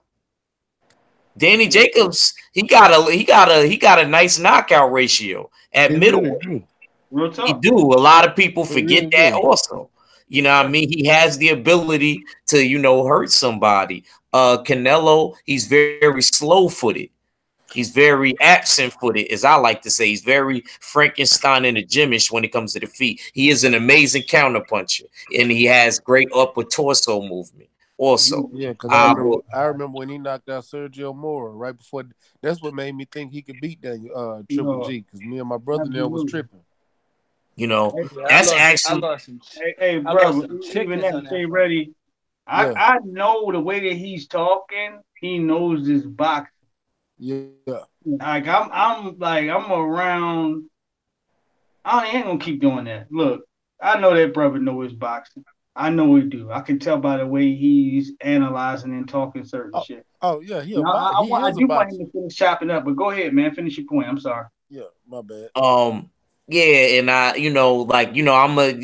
why I like to say how both of them, both things that both of these guys do well. Like I said, as far as Canelo has great upper torso movement, and he's an excellent counterpuncher. That's why he likes for a person to come forward. That's why he would love to fight a person like a Earl Spence. But see, Danny Jacobs, he doesn't have to do that. Danny Jacobs has very good lateral movement. Like I said, if you go back and watch that Derevyanchenko fight, he displayed great lateral movement. He could also punch, like I said, and he can switch hands. I think that the key is for Danny Jacobs is to try to get Canelo off balance and catch him with something. If he could get Canelo off balance, you know what I mean, it's going to be hard to do because Canelo, like I say, got great upper torso movement, and he got very good punch placement. And you having good punch placement, has to do with your hand positioning. That's why when people talk about punch placement, they always forget to add hand positioning. You have to have good hand positioning to have good punch placement. So from now on, when brothers talk about punch placement, you have to bring up hand positioning. You know what I mean? That's very important. If you got good hand positioning, that means that you're gonna have good punch placement. You can't say one without the other. Thank you. And that all falls into a piece of the hand-eye coordination. It all falls into a piece of that. Because if it's one thing that I've learned from going back and forth to the boxing gym is you're not as fast as you think you are. You're not. I don't care how well you think you hit the speed bag and all that, or how even good you think your footwork is from running. You're not as quick as you think you are. And there's always going to be a person that's faster than you. But the way to beat speed is timing. Good timing. I could have a person in front of me flicking his ass off, okay? Fast as a motherfucker, strong. But if I can time him, I can hurt him a lot more worse than what his speed can do. Because I have that person in a place to where as though they're thinking about every punch. They're thinking about every shot, okay? They're thinking about the uppercut that they would normally land on me for stepping out of position. My feet have a habit of being out of position when I'm wailing. I'm on that's why I love Deontay Wilder and Sean Porter so much, because that's more of my style. I'm unorthodox. I can go in there. I will rock you from a place that you've never seen in your life. You're like, all right, I'm sharp. I have the top T of what boxing is supposed to be. All right, okay. You ain't taste my straight right hand. I love throwing my straight right. It's nasty. I can't fathom to you how many people then took dirt naps off of my straight right hand in a boxing gym sparring. Okay, my mother didn't seen it. Goddamn, my old lady didn't seen it. My kids have seen it. You understand what I'm saying?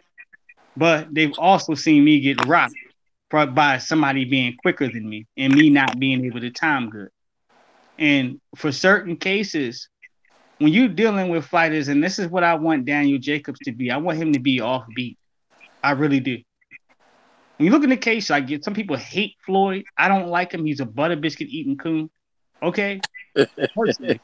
But for me, looking at him in the ring, the reason why he's been able to dominate so much is he's offbeat. Everything that he does is not on code.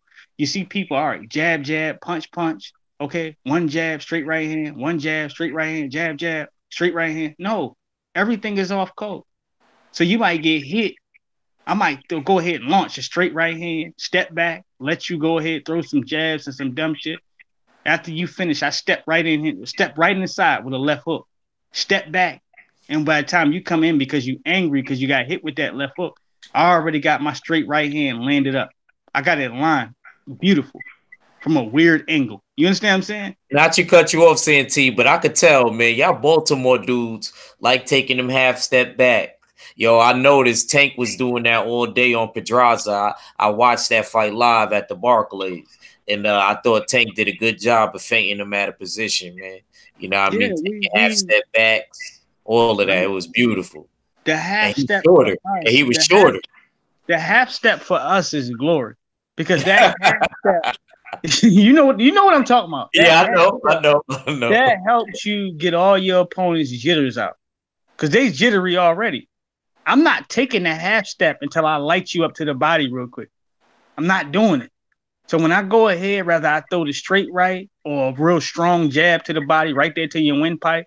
A lot of niggas cave anyway. Like the average dude that you see in there sparring that come out like nigga, you don't have the body for what you come in here for. You don't. Even when you small, like a lot of niggas, like you hit them with a hard jab to the body, they caving.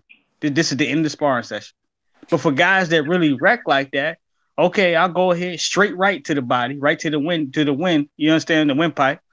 And then after they get hit with that, I might hit, you understand what I'm saying? But they're still stepping forth.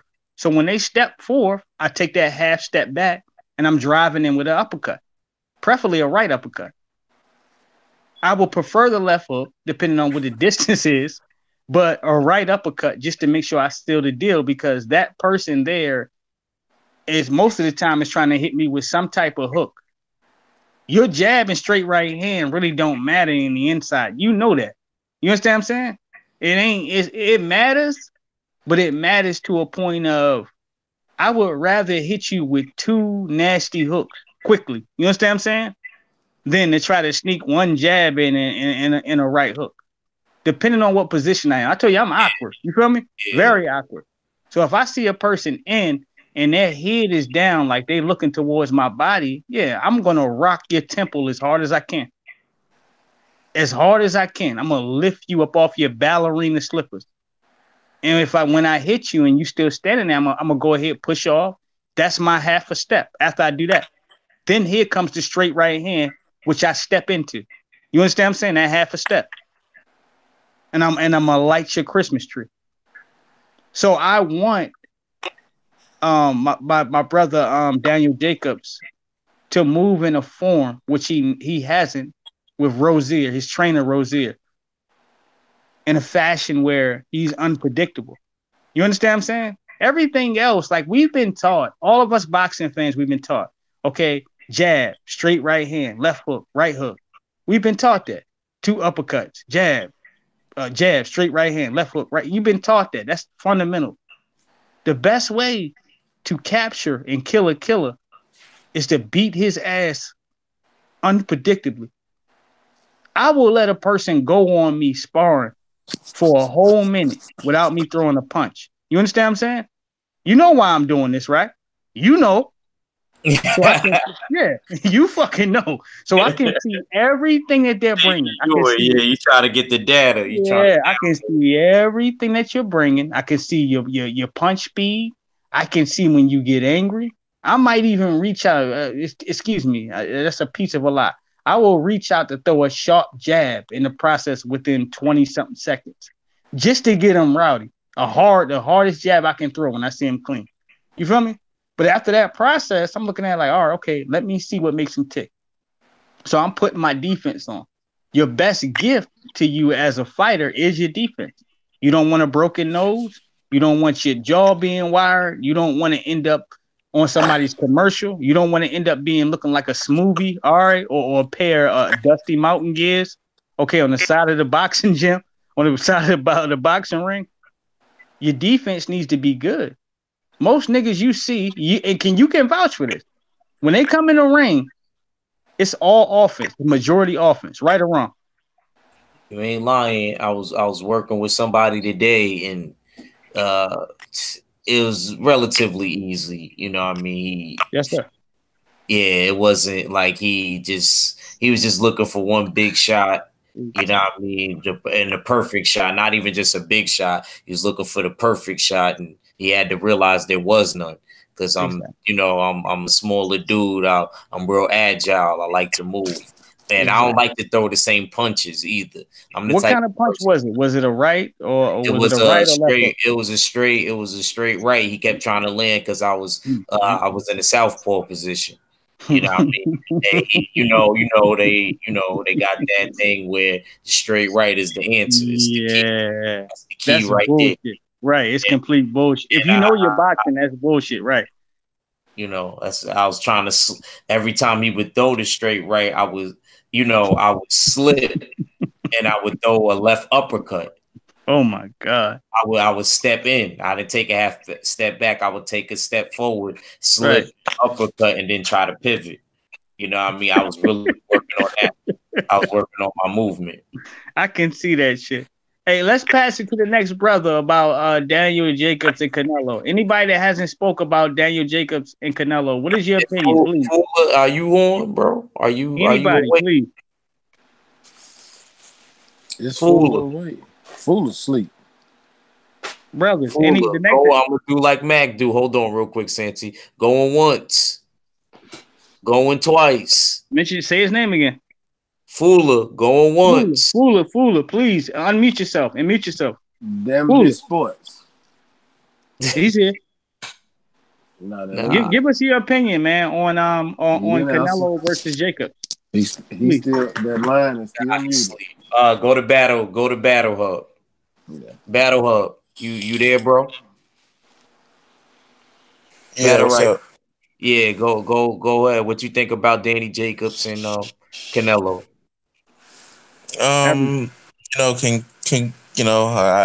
like to see this fight. It's an interesting fight.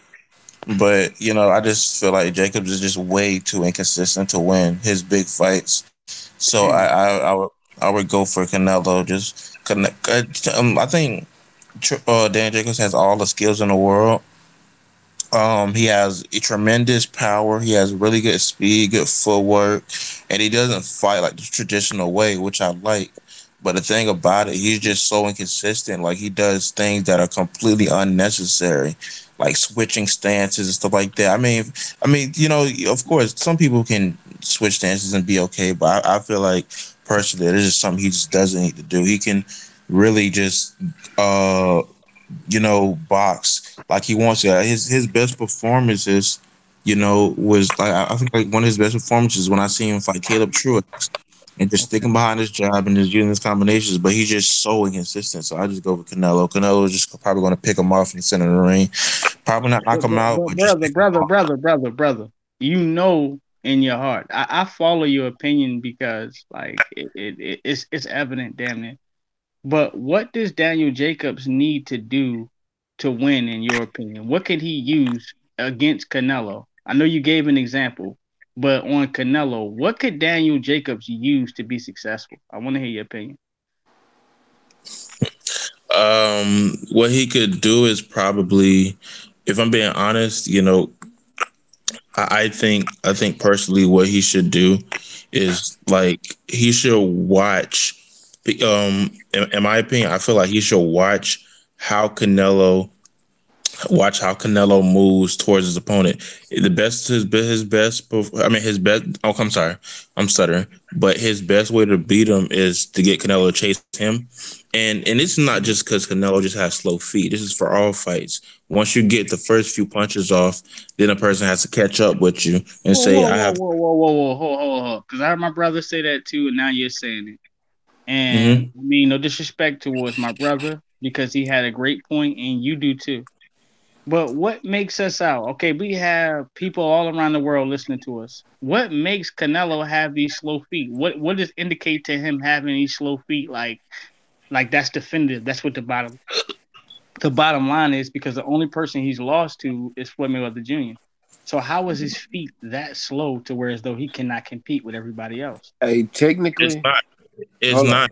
It's just you have to. Technically, Whoa, he whoa, only. whoa, whoa, whoa. Let him answer that, and then y'all get on, Okay. please. All right.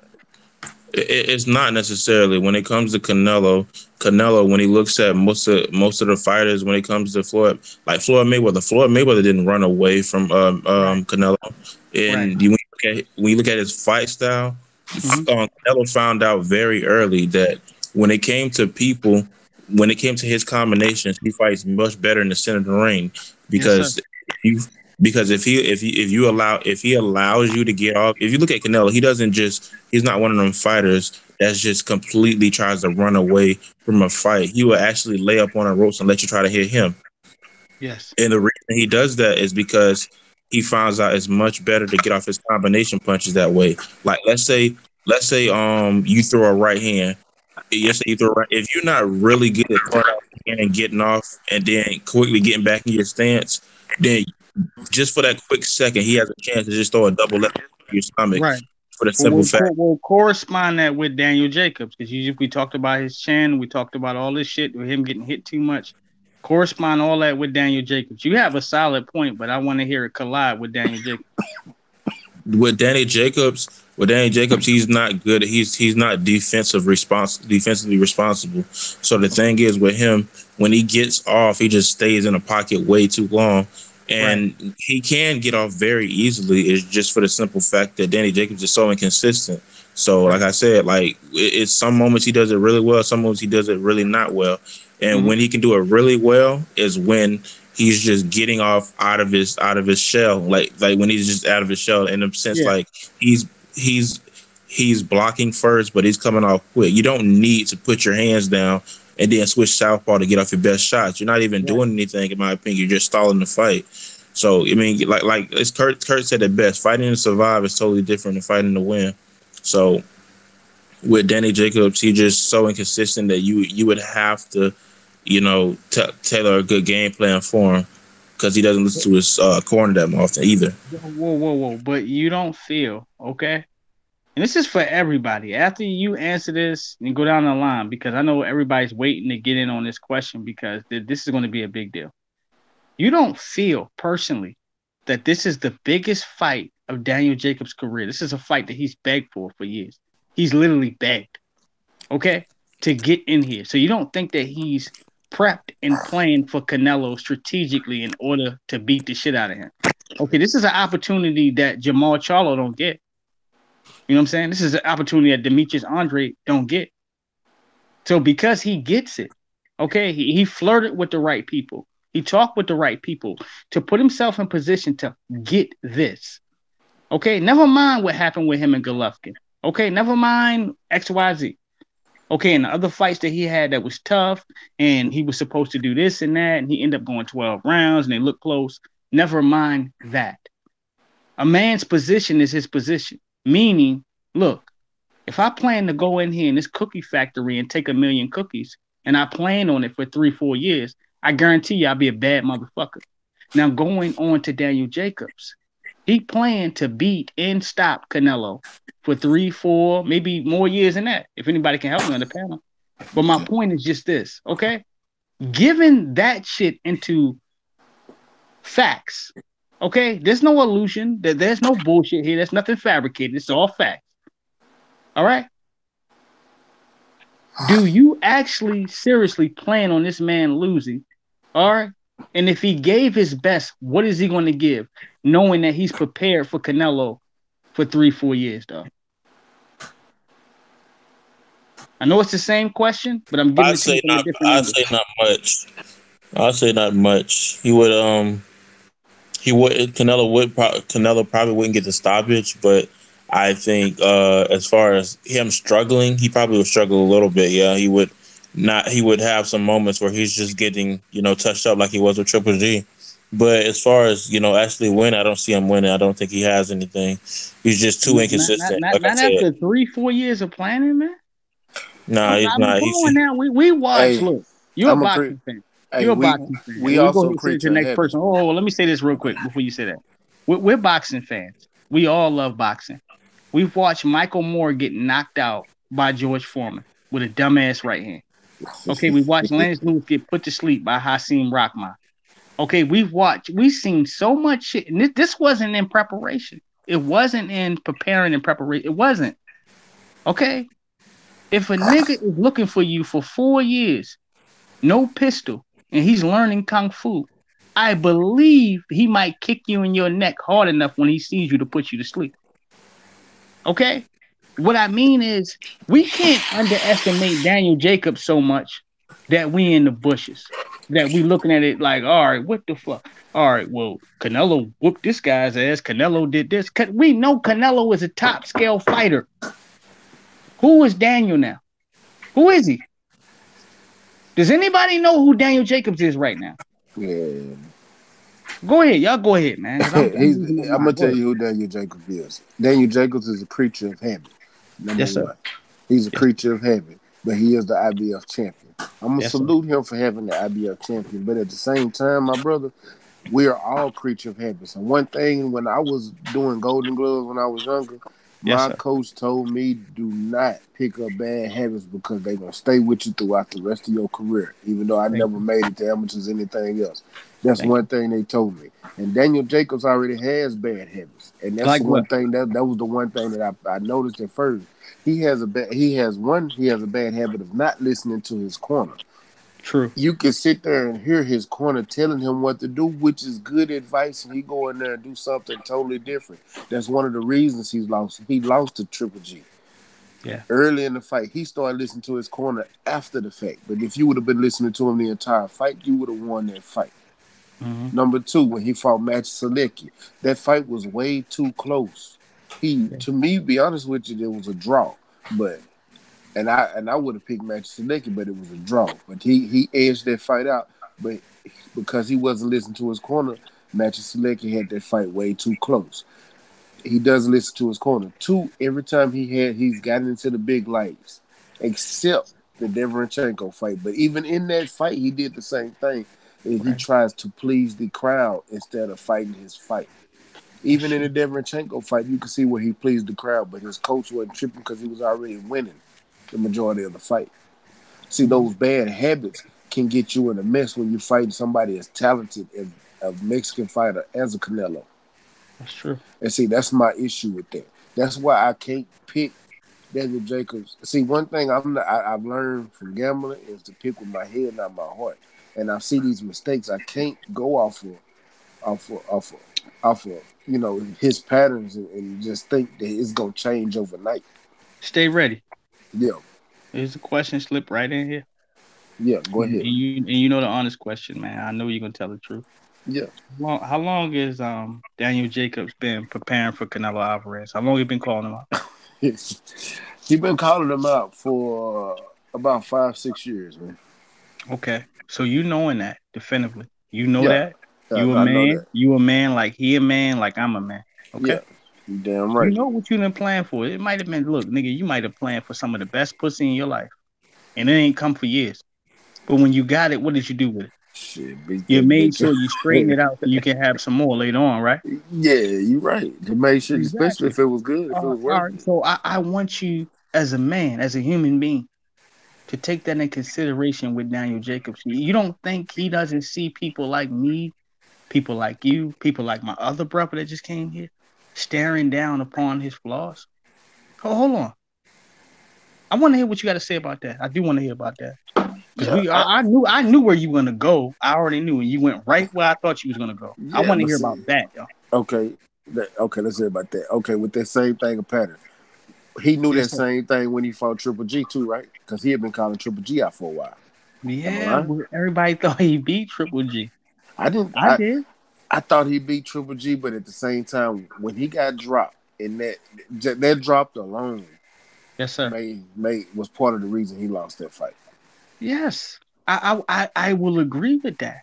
But we're not talking the same pressure and power alone with Triple G. Triple G No, we're don't not. hit as hard. Triple G hits harder than Canelo. I will say that. But the difference is in this speculation, we're talking about Canelo. Him, Yeah. Boo Boo Andrade, Jamal Charlo, all these guys are lined up to get this Canelo fight. Yep. You said 5-6 years, yo. I'd So say you think I'm gonna wait 5-6 years of my life and my career Whether I was ill, I was this or that, I had to fight this guy, I had to whatever, put food on the table, but I'm still calling for this man. And I get it. I finally get that opportunity. And I'm going to allow this joker to take a 12-round bout and spank me and expose me. And no, there's a difference. Okay. All right. If I eat, I can have seafood. Okay. Yep. But if I eat lobster, my feet will catch gout. All right. My feet will be swollen. I can't have lobster. I can't have scallop. You understand what I'm saying? Yep. He knows this at this point. Any person that's a studier of the game, all right, you study boxing like I do, Yep. understands that, look, I cannot let this opponent get an extra foot on me. If I do, I may destroy myself. So I have to kill this guy right here before he gets past security, before he greets my mom, before he says hello to my children coming in my house. He has to die right here on the step. You understand what I'm saying? Yeah, I get 5 it. years. Exactly. You planned for 5 years. You bought this rifle. You cleaned it off. You went in the woods. You shot it. Okay, you put targets up. You shot it. Everything that you did with this rifle. All right. You bought new knives. You prepared for close combat. You understand what I'm saying? Yep. So are you telling me, and I want to put this in everybody's mind, after you go, I want to hear the next person. Are you honestly telling me that he's going to get beat by Canelo from preparing for him for 5 to 6 years? You're too smart for this. How long was Pacquiao preparing for Mayweather? It does not matter. Pacquiao is not Daniel Jacobs. Daniel Jacobs is a black man. Pacquiao is somebody that was out there watching cockfighting. Okay? Pacquiao is somebody that owe IRS Okay. money. Pacquiao was the guy that was out there singing and shit with a brown leather coat on. We're not going to do that. No, that's a bad Okay. comparison. All right? The IRS had they put so far on his motherfucking ass, they was going to pull back shoe leather. You understand? No. I get you. I The get nigga you. was singing. I'm so happy. He was singing how shit. happy he was the Mayweather fight had come. And he can't even sing.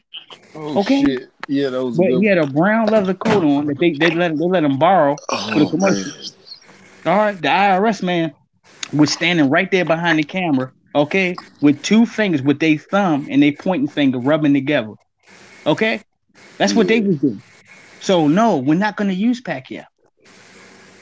All right, and you if you want to whatever put a devil's advocate, yeah, Mayweather was doing the same thing. Cool, and he owed the IRS man too.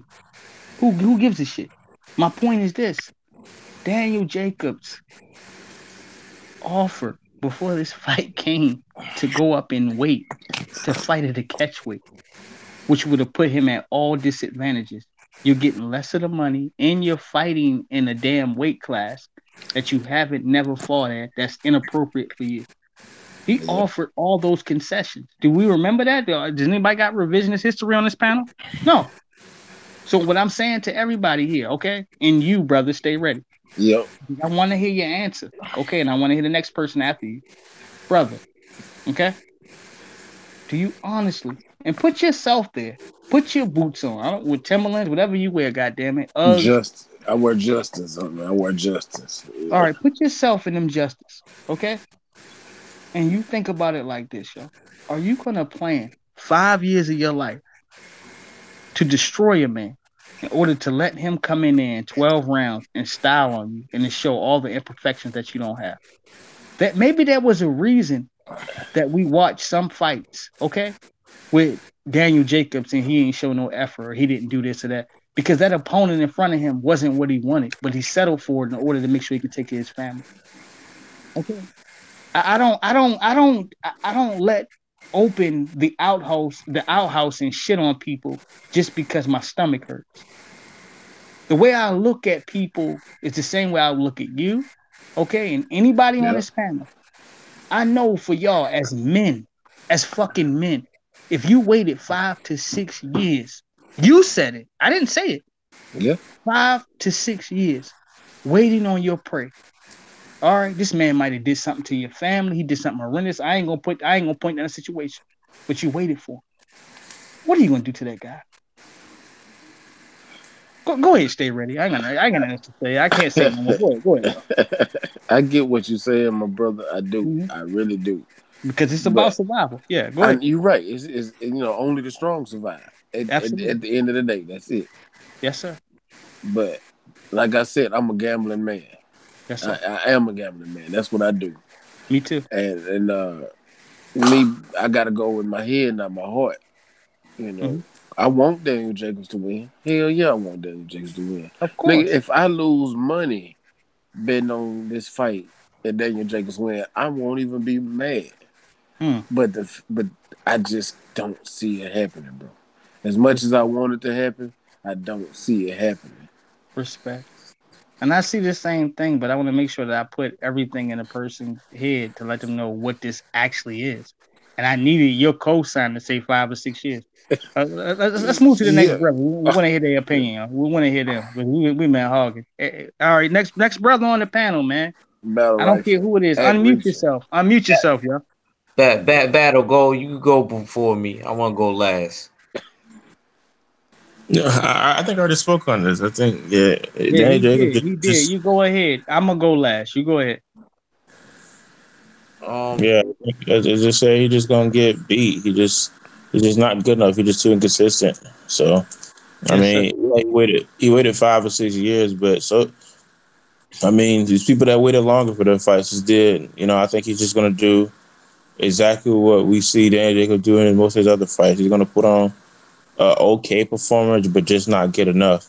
And that's it. Like, Wow. that's Austin Trout is one of them guys where he does Yes, sir. good a lot of times, but you That's know, a good example. Yeah. decision. That's an excellent example. I'm sorry, I'm going to cut you off, but you absolutely right. Go ahead, brother. So I can go ahead and get on it, and I'm go ahead and hit this in the head. We're gonna go ahead with one more topic, and then we're gonna shut it down. So go ahead, brother. yeah. Basically, I think the things that Danny Jacobs needs to do is, he needs to use his lateral movement, like I said before. Needs to punching combination and also change the variation on his punches. Try to be, more unpredictable than usual. You know, I think that would be the best plan.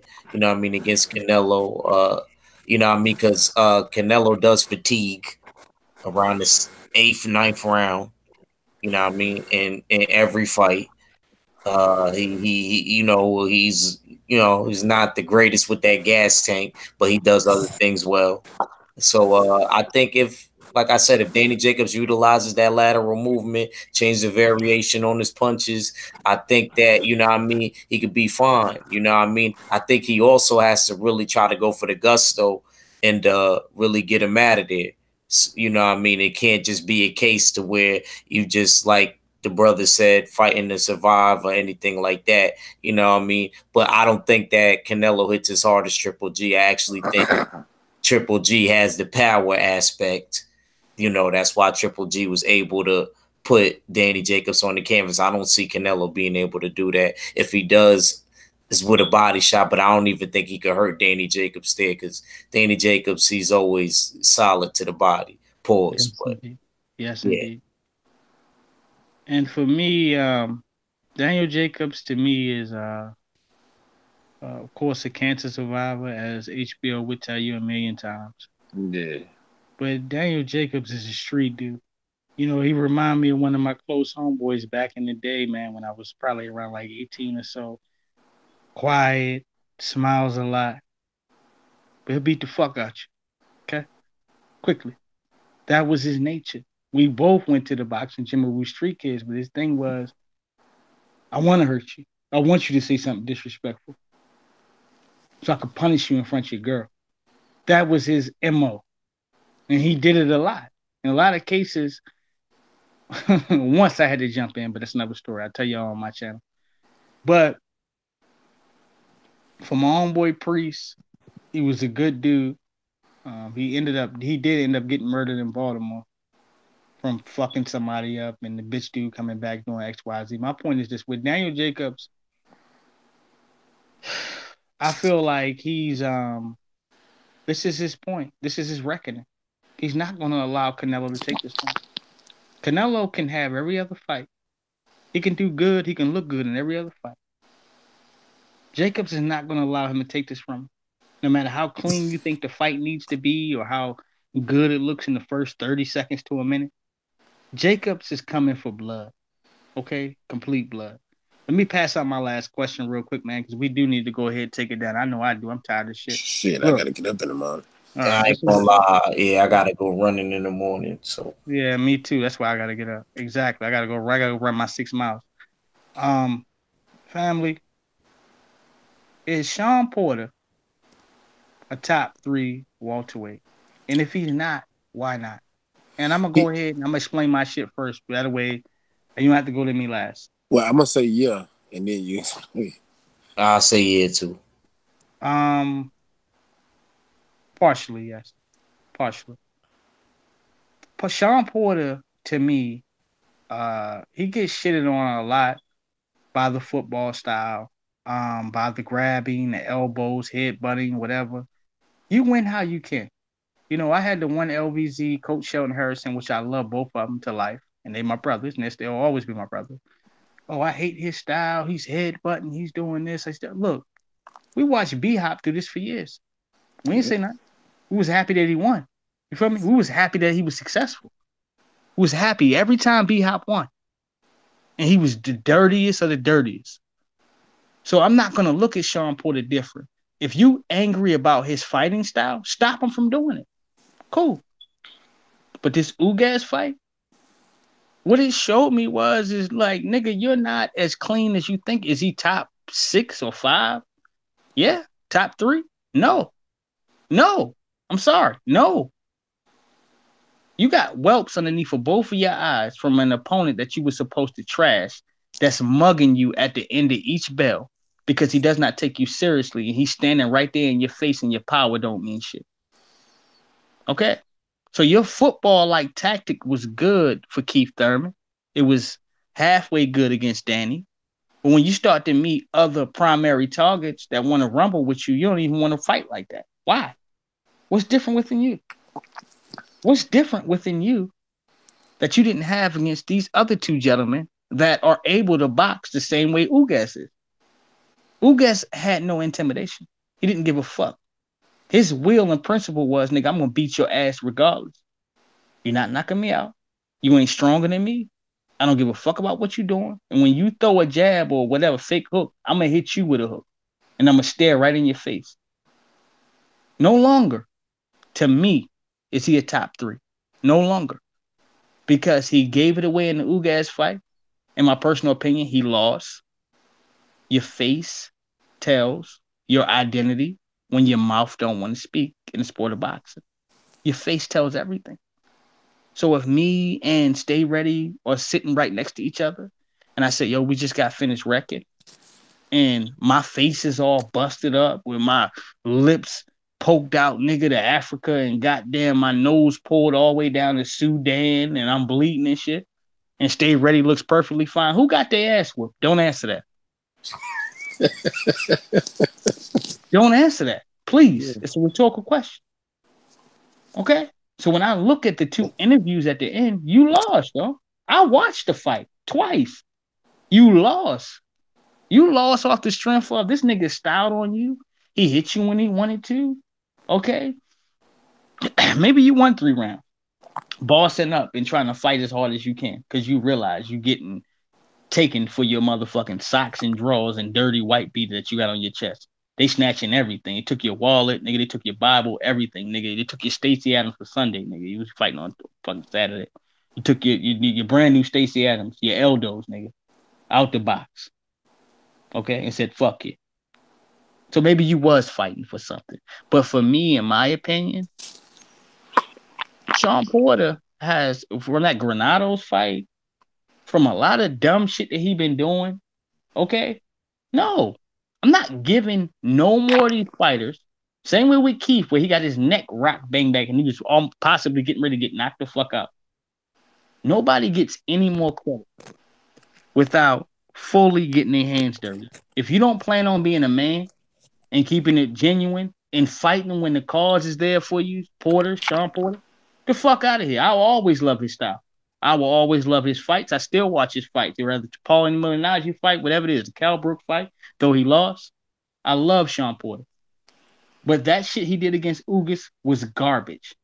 And he paid for that. And he kept his title because they didn't want him to lose. Because the Errol Spence Jr. fight is a lot more bigger than Ugas taking the belt. Go ahead, fam. Wait, so you think Porter versus Sean Porter is Porter versus Spence is pay-per-view? Hold Absolutely, on, absolutely. Why not? yeah, Why yeah, not? Why do you not think that? Do you think that, or you not? No, I don't think that'd be a good pay-per-view fight. man, Why? you out of your mind. I Why? think Cause, because Don't do that to him. Don't do that to him, nah, please, bro. I'm Please, sorry, please. but Let me it say was this Might as just well let respectfully. him go. Yeah, yeah. Let me say this respectfully to him. Though. Please don't do that. Bro. my He's problem. not out of his mind. He's not out of his mind. No, I get. I just outburst. I'm I get you. outspoken. I get you. Yeah, We shit talk, but I want to say this to him yeah. real quick, brother. Both guys are come forward fighters. Both guys sometimes smother their punches, and both guys are warriors that throw unlimited punches. If there was ever an exception for pay per view, these are the two guys. It's going to be nasty. Okay, somebody's going to get hurt. Somebody's going to get their jaw broken. Somebody's going to get their nose. Somebody's going to be bleeding. Because this fight has nothing to do with jabs, straight right hands, and distance. This fight has nothing. It has only to do with body shots, the preferred body attack, and how nasty you are and what you throw upstairs. what So one more time Porter to you, brother. versus Porter. Well, I Are know you y'all cut. familiar with both fighters? Are Yes, you and strategically familiar with them over years? all right. Right? Let me. Can I explain why I was saying that wasn't a pay-per-view fight? Sure, absolutely, absolutely, Because brother. I'm sorry. what you just named, I think Spence would catch him walking in, and then it'd be over. And if he was to try to apply that method that he just tried to do with Ugas, Spence would definitely get him out of there. He's not. Yes, I hear you, but you don't trust Sean Porter to be a hard worker like he's always been throughout his career. He's a hard worker, yo. No, but He's a hard worker, yo. Hard. I just another thing too that I also feel with that fight is like that would just be a us fight. I don't think nobody outside our community would watch it. Nah, So I feel like brother, that fight would brother. be People like blood, yo. People like blood and bones, yo. And then I ain't and mean then to keep trying to cut you off. Because I want him to respond fully because he's making some points, and I agree with him on some of them. Some of them I disagree. This no, is my thing here. I just wanted to People, add on. They're both champions. go ahead, please. I'm sorry. I just Go ahead. wanted to add on to what you're saying. They're both champions. Like for you're now. getting this is for now or whatever. No, don't say that because you know in your heart of hearts that Mike is gonna get knocked out. Don't come, say that. come Motherfucker got Saturday, me only one of cracking them up. niggas gonna be Goddamn, this kid champions. ready got me laughing like a motherfucker. He know Crazy because ass nigga. he said for now because he thinking, man, no. Hey, Mike is gonna shit himself in this corner. So get that out your mind. But they're both champions, bro. IBF, and this will be a unification fight. And Yes, it's sir. gonna be I promise you somebody's getting knocked out in that fight. That Even if it's Earl, because the way they fight, I'm not saying Earl gonna lose because you know I'm rocking with Earl, but the way they fight, he has a chance. And yeah. his step in analogy, talking about step in and Earl hits him with something. My thing is, even with that, is like, yo, what round and how does he set that up? What does he set that up from Like the accumulation to anything? third or Earl breaks fourth. bone. Oh, listen to me, please.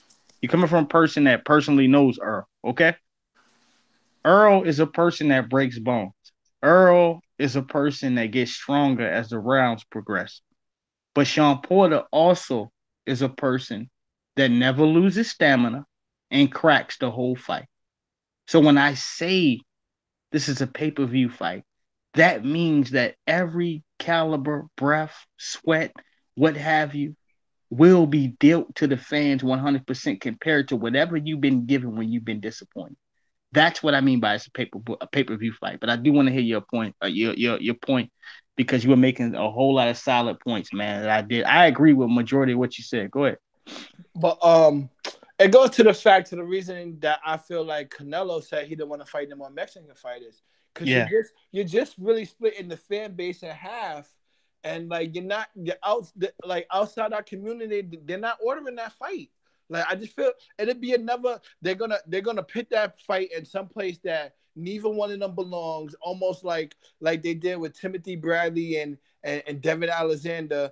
Both of these guys are from one place, and they're gonna have Yeah, to but fight you're missing the point. totally. Did Mayweather and Mosley make a whole bunch of millions of dollars? Yes. So when Earl knocks out Garcia, oh, There's the bag. There's a Nah, but both of reason those why two this shit is guys are taking better than place. I Porter. hear you. I hear you, brother. And you have a point.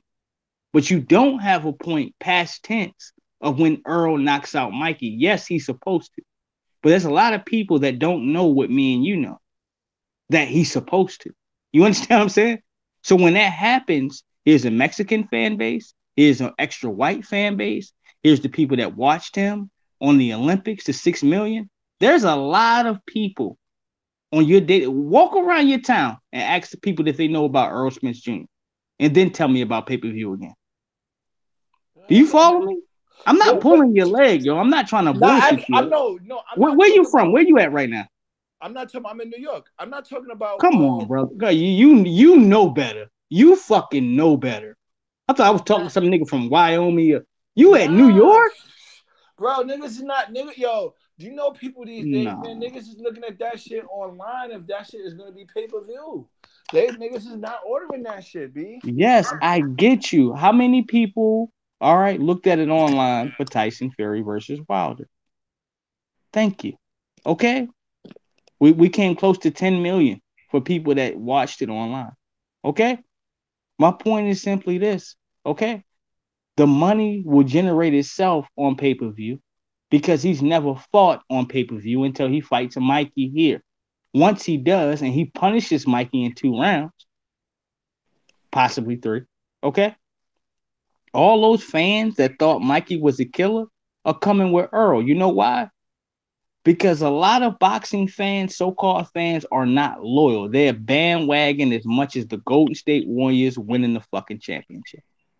Here you go. You follow me? Good. Okay. So all I have to say with that is combat it with that. No, it does not have to be pay-per-view. And if it's not, it would still be a good fight. You understand what I'm saying? No, I would. If it is, I more feel that it should be pay per view. It would help them out because they would get bad numbers from that. From whoa, all these whoa, whoa, guys. whoa, whoa. So what ship are you on? You contradicting yourself. No, Either that's the you reason why I said it's not. Because I said it's not a pay per view because it's the same fan base, so it would hurt their numbers. no, it's If you would not. put it, If Earl comes out to smoke, knocking this nigga out in 2-3 rounds, it's not, dog. You know that. We already got to that spot, yo. You a New York native, man. I love cats from New York, man. I also want to Love add y'all. it's not the same fan base either. It ain't. No, no, let him speak his piece. All right, I don't want but nobody in his way. Nobody is allowed to be in his way. Come on, stay ready. Give me his platform, brother. All right, I just had my own point on that. Y'all go ahead if y'all what you call it. Basically, we would have to wait till after the fight and to see the numbers to see if I Yeah. was right. To see if they would make that pay per view fight pay per view, and then after the numbers, we would have to see like, yo, was I right or not? What's your name again, brother? I'm sorry. This is YG. Oh, YG. I'm sorry. You know who I am? This is I don't know your name. The bottom line, Santee Walk. All right, that's bottom line. Yeah, it says it right here. So I'm asking you these questions off the strength of how you feel. This has nothing to do with my so-called entitlement or with how big my YouTube channel. It ain't got nothing to do with nothing. I always talk to people the same way I want folks to talk to me. That's how I go. That's why I don't believe in disrespect. I don't. So when you say something as far as with your opinion, I think it's bullshit. But I'm not going to say that to you. You understand what I'm saying? Nah, Because I respect you. I respect you as a man. And I love my NYC people, man. I got plenty of cats around here. But that what I was saying is with even contested what Canelo was even saying. That's why even though when he said that, I know he was just trying to get all the Mexican fans behind him. Of course. But I was trying to, and I was thinking too, like he's saying he didn't want to fight more Mexicans, but whatever top middleweight Mexicans there is. But right. if you really look at the big aspect, if you fight and like say if you fight somebody from another country outside your culture, now you got two cultures watching the fight. So it's more of a fan base.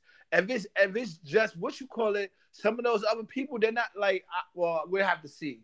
That's because when I've been online and no what doubt. you call it, know what I mean? It's basically the same people that root for Errol Spence, they was rooting for Sean Porter on Saturday.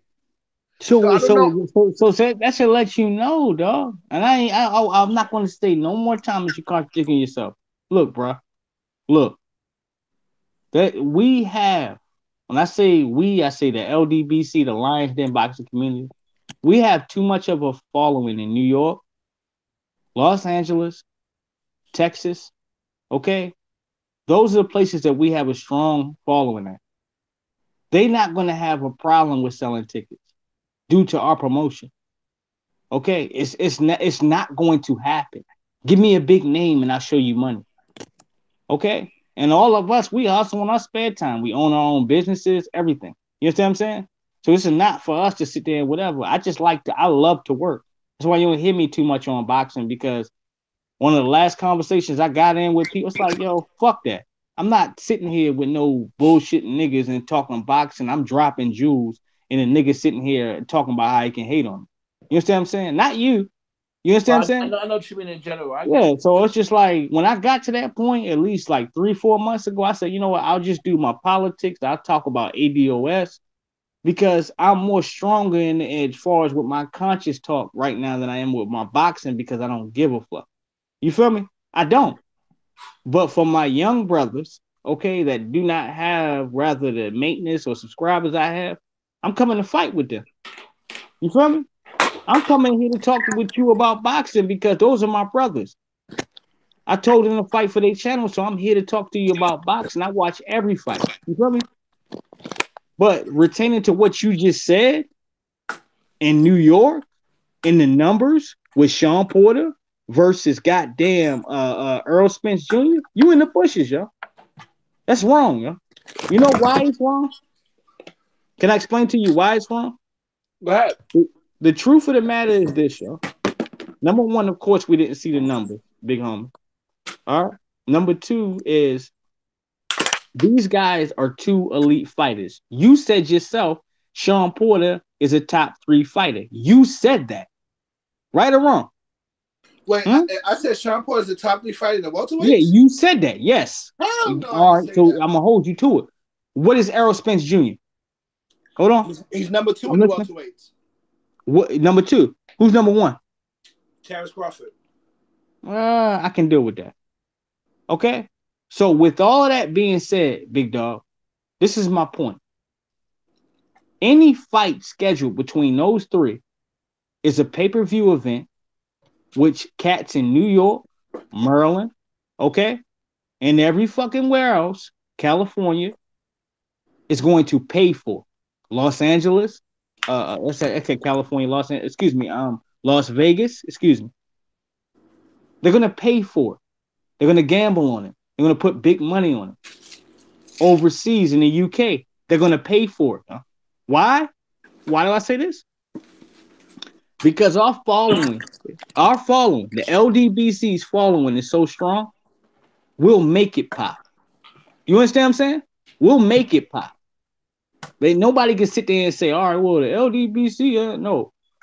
What is our primary job? Stay ready. What is our job for good fighters? You ready? You there? Stay ready. My bad. I'm here. I was sitting here talking. I was on mute the whole time. All right. What is our primary job for good fighters? Our primary job is to push good fighters to make them more known to the people that don't know who they are. Also, the same for the fighters that's already big is to make them bigger. Yes, that's our primary job.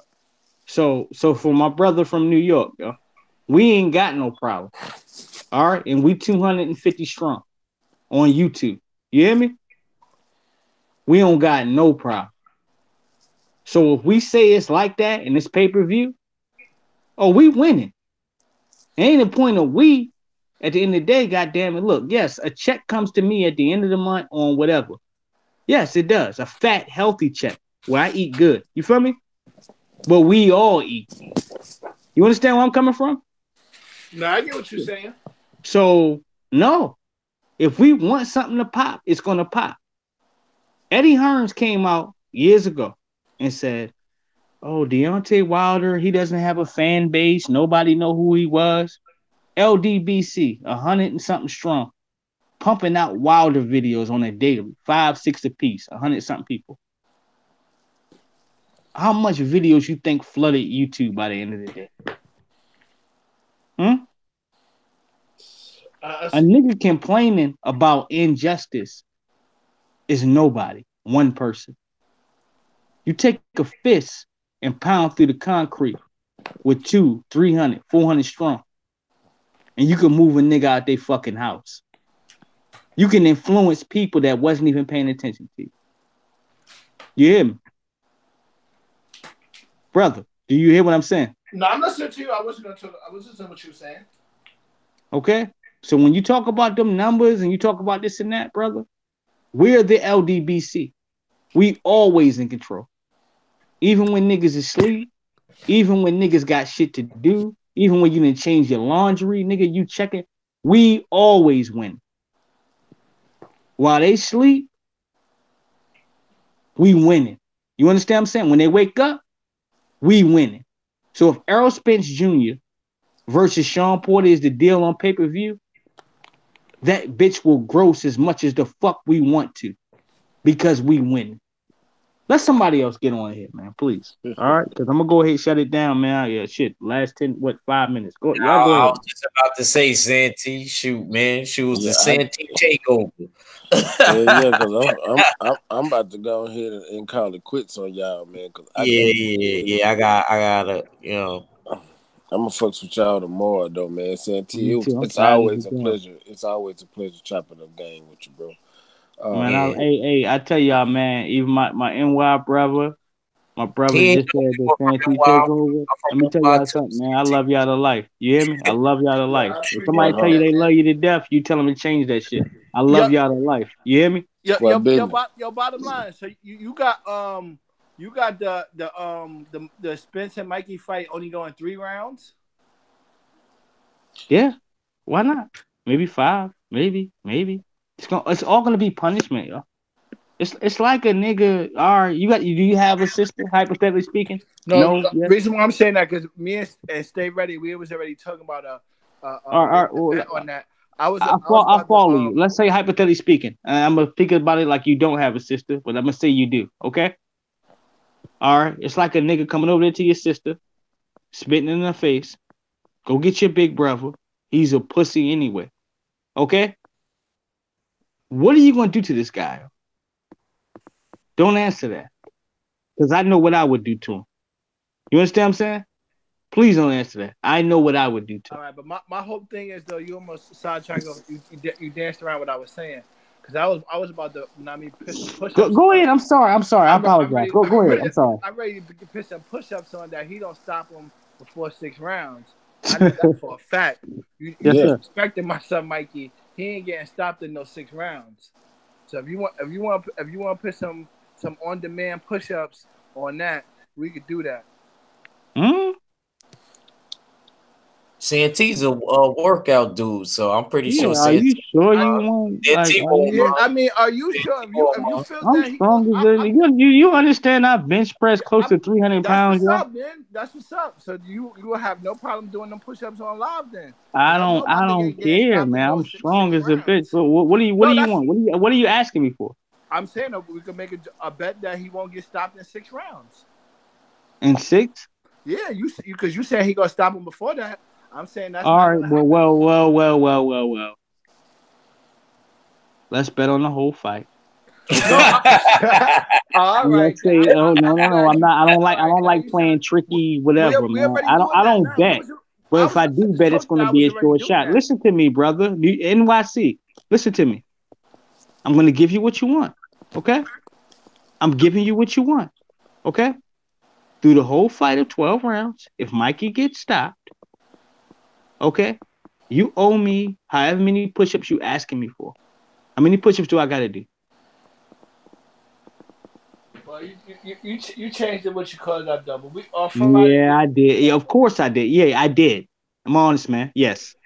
We Because you're not changed it getting up, me no so fucking 6 rounds. I'm sorry, man. Hey, I'm I'm still very I'm clever. still waiting on Yeah, him to I even used to agree to wash my bet. dishes with my eyes closed, nigga. I used to Said he tie my agreed to your shoelaces, bet. nigga, I'm still behind my waiting on back. him I to. just got. I got you. I'm, All I'm right, glad I I got used to you to eat stop cream messing with spinach that. with my eyes closed. Look, I'm still waiting whatever on him to the case completely is, agree to on the mine. push-up numbers, you let me know. That All way, right, you got to do the same thing on live stream, bro. no, The that's a same. fact. But Yeah. there's only one thing that Tua I already told I already Yo, I love y'all New York niggas. I swear to God, look, I love y'all brothers, man. I love you to life, yo. On Friday, He said there's only one thing. on Friday we make because I heard I had surgery on my right foot, so my push-ups is gonna have to be inclined. That's well, not, hey, I even just that I ate can hit the lobster bar. yesterday. I got gout, yo. I have gout, okay? Yo, So we in the I'm same not making predicament. that what you call it up. That's just a fact. I had surgery. No, I'm not saying you are. Same way I'm not making up that I have gout, yo. I can't eat seafood. And I had lobster inside of my my pasta yesterday. I'm pescatarian, so that's all I. But that's all. I'm being honest with you. Same way you being honest with me. All right. So on Friday, man, we're gonna do that on Stay Ready channel, right? Friday. Hey, but look. Are you sure, yo?